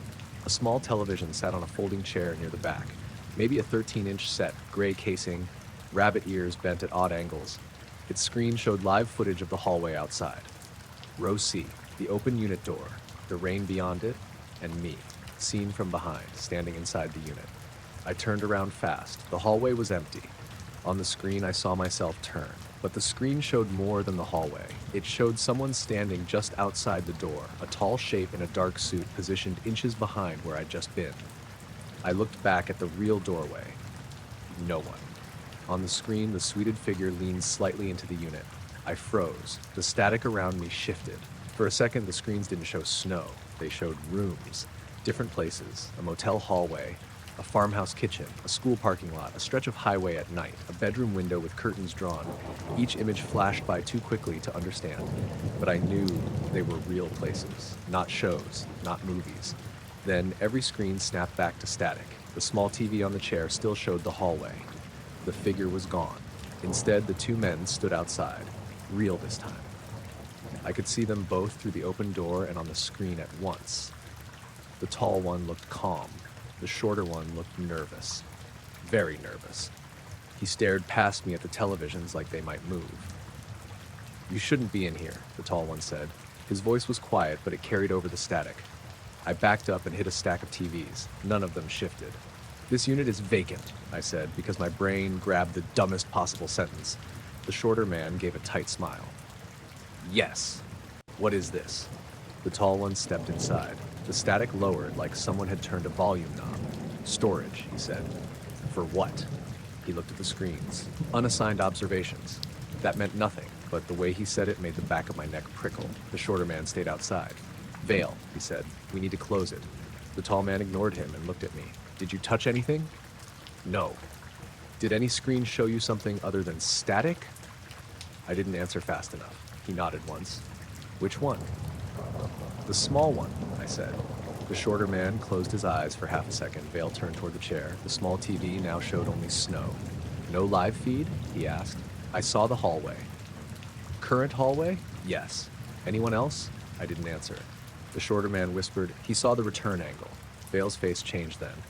"Not much, just a small tightening around the mouth." He looked at me again. "Listen carefully. You are going to leave this unit. You are going to return to the office. You are not going to write this down. I already have notes." "Where?" I said nothing. The shorter man stepped inside finally. Every television flickered when he crossed the threshold. He flinched. Actually flinched. The screens went black for 1 second. In that second, the unit reflected in the glass of all those old TVs. I saw myself. I saw the two men, and I saw a third figure standing behind the stack at the back wall. Tall, pale, bent slightly forward like it was trying to fit inside the space. The screens filled with static again. The shorter man said, "We are past interval." Vale kept his eyes on me. "Your notes?" "No," he sighed, not angry, almost tired. "You think keeping a record protects you," he said. "From what?" "Revision." Behind him, one of the televisions changed. It showed the office, my desk, my lunch bag sitting under the chair. The image zoomed without the camera moving, pushing closer and closer until the zipper filled the screen. Then the screen went back to static. I ran. I pushed past the shorter man and out into the rain. Neither of them grabbed me, neither shouted. I sprinted down row C across the lot, slipping once near the drainage grate, and slammed into the office door hard enough to bruise my shoulder. Inside, the monitors were normal. My lunch bag was under the chair. The notebook was gone. In its place was a single Polaroid photo. It showed me standing inside C19 facing the small television. Behind me, every screen showed my face. Not static, my face. All of them watching from slightly different angles. I locked the office door and called Marlene. No answer. I called the police and hung up before the dispatcher finished asking what the emergency was. What was I supposed to say? Two men were using a vacant storage unit full of unplugged TVs to watch places that weren't there. I sat in the office until sunrise. The sedan was gone by 3. At 6:30, Marlene arrived and found me still there, wet clothes dried stiff on me, eyes burning. I told her I was sick and went home. I slept for almost 14 hours. When I came back 2 days later to pick up my last check, C19 had no lock on it. The door was open, empty unit, bare concrete, dust, one dead cricket in the corner. Tenant system still said vacant. Marlene said, "See? Phantom record." I asked if she'd had it cleared out. She looked at me like I was making her tired. Cleared what out? I quit that day. For a while, I thought that was the end of it. Then about 6 months later, I was in a thrift store looking for a lamp when I saw an old portable TV on a bottom shelf. Gray casing, bent rabbit ears, same one from the chair. Or close enough that my hands went cold. It wasn't plugged in, the screen showed static anyway. I stood there frozen while people walked around me with carts and winter coats and old dishes. Then the picture shifted. It showed a hallway lined with storage units. Row C, night, empty. At the end of the row, 2 men in dark suits stood facing the camera. Between them was a third figure, tall, pale, bent slightly forward. The shorter man looked scared. The taller man held up a notebook. On the screen, he opened it to a blank page and began to write.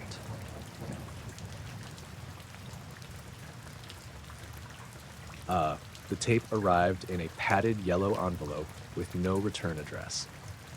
I found it on my apartment floor when I got home from work, just inside the door where the mail slot dropped everything. It was raining outside, and the hallway smelled like wet coats and old carpet. I remember stepping over it at first because I had grocery bags cutting into my fingers, and all I wanted to do was get the milk into the fridge. The envelope sat there while I put things away. I kept glancing at it. My name was written across the front in block letters. Claire Dunn. No apartment number, no street address, just my name. That was the first thing that bothered me. The mail carrier couldn't have delivered it like that, not normally. My building had 32 units. Without an address, it should have gone nowhere. I opened it with a kitchen knife. Inside was an old cassette tape set tape in a case. No note, no label on the case, just a strip of masking tape stuck to the cassette itself, yellowed at the edges. On it, in my father's handwriting, were 3 words: Field Recording 7. I stood in my kitchen holding it, rain tapping against the window above the sink, feeling like the room had shifted an inch around me. My father had been dead for almost 9 years. His name was Patrick Dunn. He taught high school science in Western Massachusetts for 34 years, but his real obsession was recording things. Birds, storms, frogs in spring, AM radio stations at night, whatever. He had drawers full of tapes when I was growing up. Little handwritten labels, dates, locations, sometimes long notes about weather conditions and microphone placement. After he died, my brother and I cleaned out his house. We donated most of the equipment because neither of us had room for it. I kept a few tapes in a shoebox, mostly ones with family voices on them. I had never seen Field Recording 7. The handwriting was definitely his, the sharp F, the open loop on the G. He always pressed too hard with pens, and the tape label had little grooves where the ink sank in. I didn't own a cassette player anymore. For about 20 minutes, I just sat at the kitchen table with the tape in front of me. I texted my brother Sam a picture of it and asked if he'd mailed me anything. He replied, "No, where'd that come from?" I typed mail and deleted it. Then I remembered the thrift store around the corner had a box of old electronics near the front. It was still open for another half hour. I put on a jacket and walked there in the rain, tape tucked into my pocket like it might break if I left it alone. The only player they had was a cheap little handheld recorder with 1 speaker and a missing battery cover. I bought it for $5, then stopped at the bodega for batteries on the way back. I waited until after dinner to play the tape. I don't know why. Maybe I wanted daylight outside, but by then it was already dark and my apartment felt too quiet. I put the tape in, pressed play, and heard my father's voice. "Field Recording 7, he said. My throat tightened so fast I had to pause it. It wasn't emotional in the way I expected. It wasn't like finding a home video. His voice was younger than I remembered, maybe from the late 80s or early 90s, steady and close to the mic. He sounded focused, not warm, not talking to family, working. I pressed play again. "September 12th, he said. North Adams, power corridor off Whitcomb Hill. Time is 10:41 p.m., temperature 58 degrees, low cloud cover, light ground fog." There was a soft click, maybe him adjusting the recorder, then silence. Not total silence. Tape hiss, faint wind, distant insects. After about 20 seconds, the clicking started. It was quiet at first, 3 clicks, then a pause, 2 clicks, longer pause, 3 clicks again. It sounded like stones being tapped together underwater, dry and wet at the same time. I know that doesn't make sense, but that's the closest I can get. My father whispered pattern repeating. I leaned closer to the player. The clicking continued. 3, pause, 2, pause, 3. Then there was another sound under it, a hum. So low I almost didn't hear it through the little speaker. It made the table vibrate lightly under my hand. My father whispered, "Source appears elevated, not animal, not mechanical." I looked at the player's counter. 212. The clicking got louder. Not because the volume changed, but because whatever he'd been recording seemed closer. The pauses shortened. The hum rose slightly, then dipped. At 2:47, my father said, "Lights visible above tree line." I froze. I had never heard him talk about lights. Not once. He had been skeptical of everything. Ghosts, UFOs, psychics, all of it. He used to say people reached for mystery when they didn't want to do the boring work of checking the obvious. The tape hissed. The clicks stopped. At exactly 3, another voice spoke. Not my father. A man's voice, calm and close. "Patrick." I hit stop so hard the player slid across the table. For a while, I just sat there, heart pounding, staring at the cassette through the clear plastic window. I told myself it could be anything. A friend with him, another researcher, some radio bleed, some prank my father had recorded decades ago and forgotten. But the voice hadn't sounded like it was in the distance. It sounded like it was standing beside him. I didn't press play again. I put the tape back in its case and shoved both into a drawer under old takeout menus. That night, I dreamed about power lines. Not a nightmare exactly, just a still image of metal towers crossing a dark hill, wires sagging into fog. Somewhere above them, Hidden by low clouds, something clicked. The next morning, I woke up before my alarm with a nosebleed. Nothing dramatic, just a little blood on my pillow and a pressure behind my eyes. I blamed the dry heat in the building. I got ready for work, made coffee, and tried not to look at the drawer. At 8:03, there was a knock at my apartment door. I wasn't expecting anyone. I looked through the peephole. 2 men stood in the hallway. Both wore dark coats. Not soaked, even though I could still hear rain against the windows at the end of the hall. One was tall and narrow, with dark hair combed flat and a long face. The other was shorter and broader, with a round face and a small, polite smile. Neither held an umbrella. Neither looked at the peephole, but I had the feeling they knew I was there. I opened the door with the chain on. "Yes?" The taller one said. "Claire Dunn?" I didn't answer. "We're here regarding the cassette," the shorter man said gently. My hand tightened on the door. "What cassette?" "The one delivered yesterday," he said. I felt the hallway tilt slightly, like my balance had changed. "How do you know about that?" The taller one gave a small smile. "It arrived. That's not an answer." "No," he said. "It isn't." I asked who they were. "Archival Review," the shorter one said. "From where?" He looked at the taller man, then back at me. "Originally?" The taller man said, "That's not relevant." I almost closed the door right then. The shorter one lifted his hand slightly, palm out, as if calming me. "We're not here to upset you. We just need to ask whether you listened past the 3rd-minute mark." I stopped breathing for a second. The tall man watched my face. "You did not," he said. "It wasn't a question." "I listened until 3 minutes," I said. "Past it?" the shorter man asked. "No." They both relaxed a little. Not much, just enough to notice. The taller one took out a small notebook. "Did you hear your father identify lights?" I didn't say anything. "Did you hear him speak your name?" "No." That came out too quickly. The shorter man's smile faded. "He didn't say my name, I said. Someone said his." They looked at each other. The taller one wrote something down. "What is this?" I asked. "Was my dad involved in something?"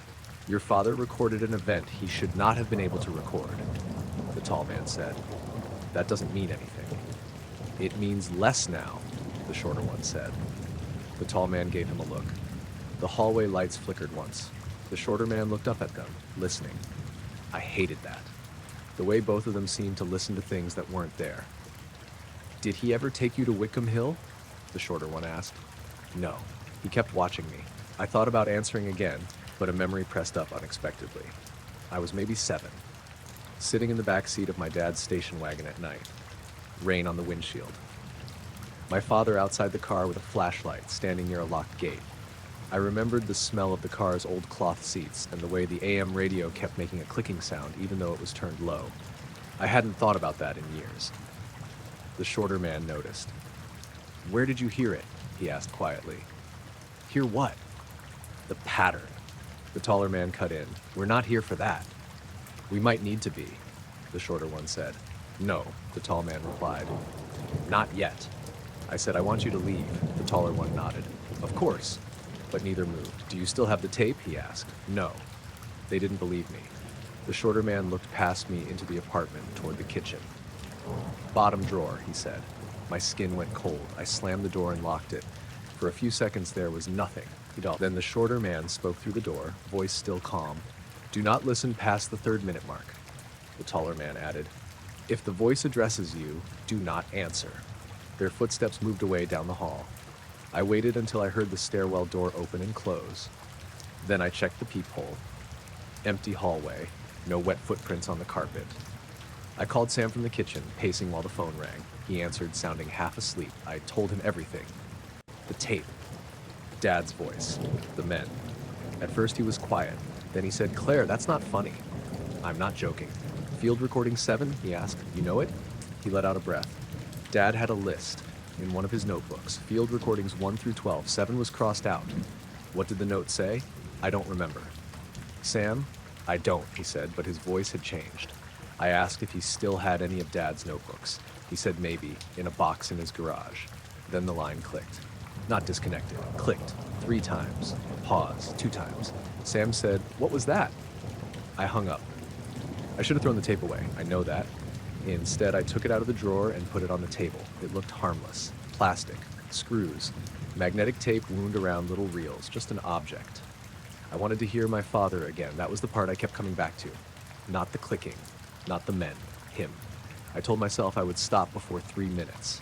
I put it in the player and pressed rewind until it clicked at the start, then play. My father's voice came through. Field recording 7. I let it run. I watched the counter. 1.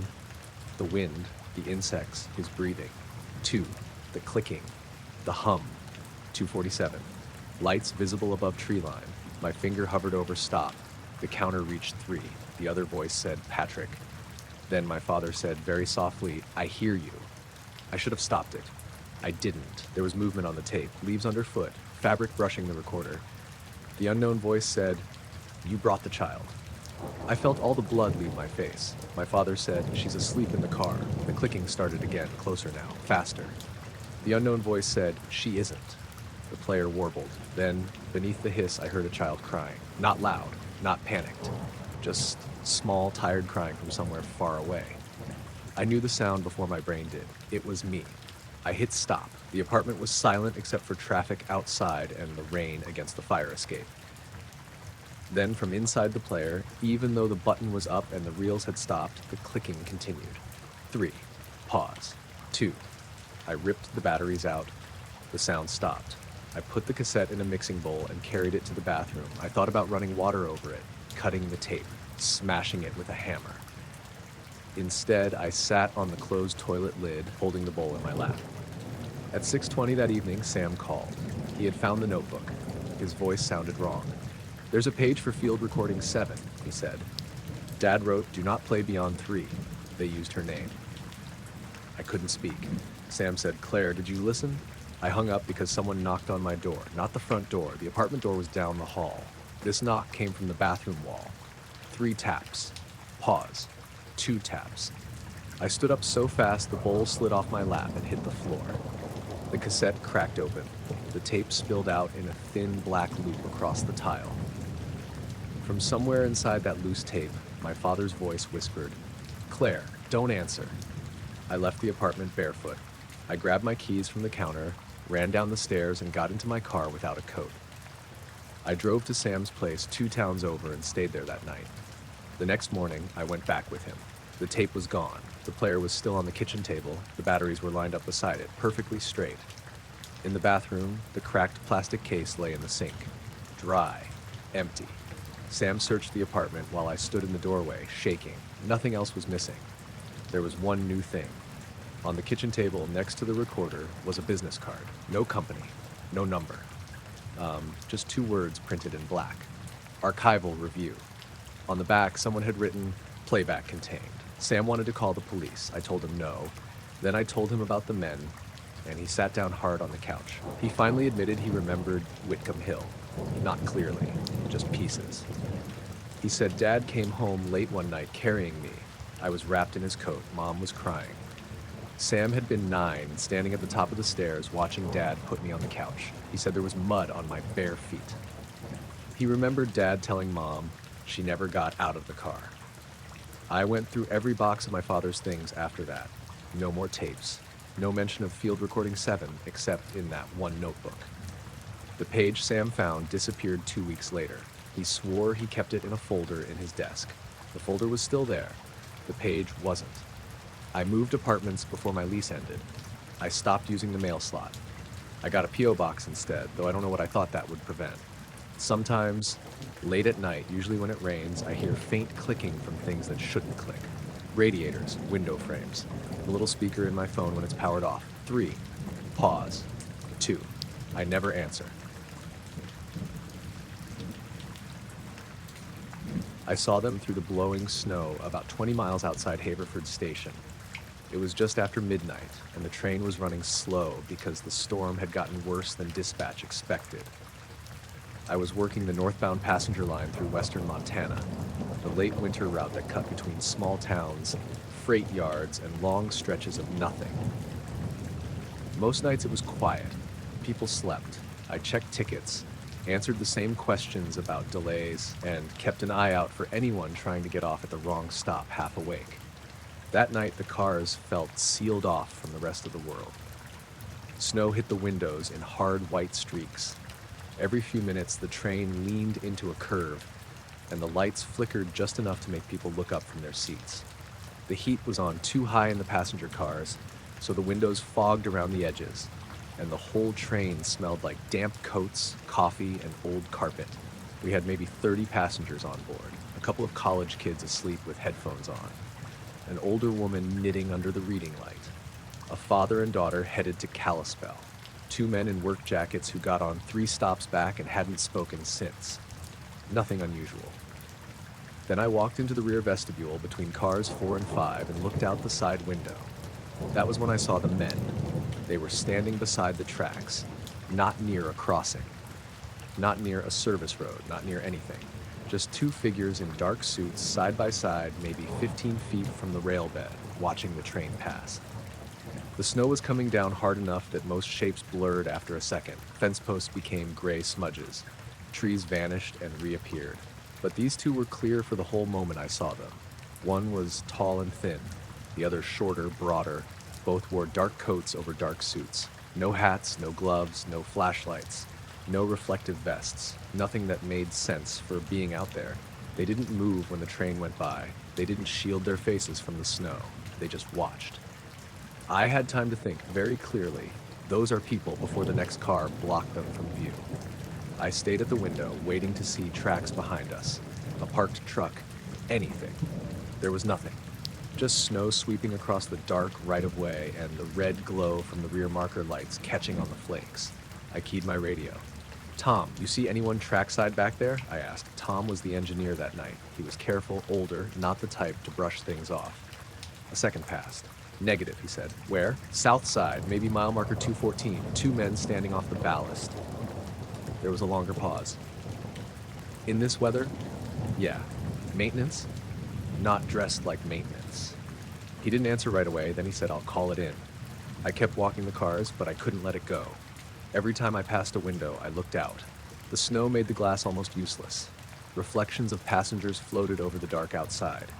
Reading lights, half-asleep faces, my own uniform. At 12:26, the train slowed even more. I felt it before the brakes fully took. That soft pull forward in your knees. A few passengers stirred. The father in car 3 looked up at me. "Everything okay?" he asked. "Weather delay?" I said. That was the answer for everything in winter. The radio crackled. Tom's voice came through, low. "Dispatch is saying no crews in that section." "Copy," I said. "Also no reports of trespassers." I didn't answer. The train kept rolling, slow and steady. Outside, the storm got so thick the windows showed almost nothing. It felt like moving through a tunnel made of snow. Then the lights dimmed. Not off, not a power failure. They just dropped to half strength and stayed there. The passengers noticed. A few people looked up. The old woman stopped knitting. The PA clicked once, even though I hadn't touched it. A tone came through the speakers, very low, barely audible, more felt than heard. The daughter traveling with her father, maybe 12 years old, covered her ears. I walked toward the nearest intercom panel. "Tom, you got that tone up front?" No response. "Tom?" Static. The tone stopped. The lights came back to normal. The train felt like it sped up then, but my body didn't feel the acceleration. It was more like the world outside started moving faster around us. Snow streaked sideways across the windows. The dark shapes of trees appeared and vanished too quickly. I checked my watch. 12:31. I walked through car 2 and noticed everyone was asleep. Everyone. Not dozing. Fully asleep. Heads tipped back, mouths open, hands slack. The college kids, the old woman, the father, the daughter, even the 2 workmen who had been sitting upright were slumped against the window. I stopped in the aisle. The train rocked gently under my feet. The heat hissed. Snow dragged against the windows. I said, "Sir," to the father. No reaction. I touched the top of a seat. Static snapped into my fingertips hard enough that I pulled back. Then the PA clicked again. A voice came through. Not Tom. Not dispatch. A man's voice, calm and close, like he was standing beside a microphone in an empty room. Perception discrepancy begins after visual confirmation. I stood there holding the seat back. The voice continued. Mobile enclosure remains stable. Passenger awareness suppressed. I reached for the radio again. Before I could key it, the voice said, "Conductor remains awake." I lowered my hand. A light appeared outside the window. Small, pale, moving alongside the train. At first I thought it was a signal light, but it wasn't fixed. It kept pace with us beyond the glass, just past the shoulder of the track, partly hidden by the snow. It didn't bob, didn't shine a beam, just glowed soft white. It passed from one window to the next as I walked. Or maybe it followed me. I stopped near the end of the car. So did the light. The PA clicked. "Do not open exterior doors," I whispered. "Who is this?" My radio hissed once. No answer. Then the passengers stirred all at once. Not dramatically, just a synchronized shift, like everyone on the car took the same breath. The old woman blinked and looked down at her knitting. The father rubbed his face. The daughter uncovered her ears. Nobody seemed confused. The workman closest to me glanced up. "We there yet?" he asked. I looked at my watch. 12:47. 16 minutes gone. I didn't remember them passing.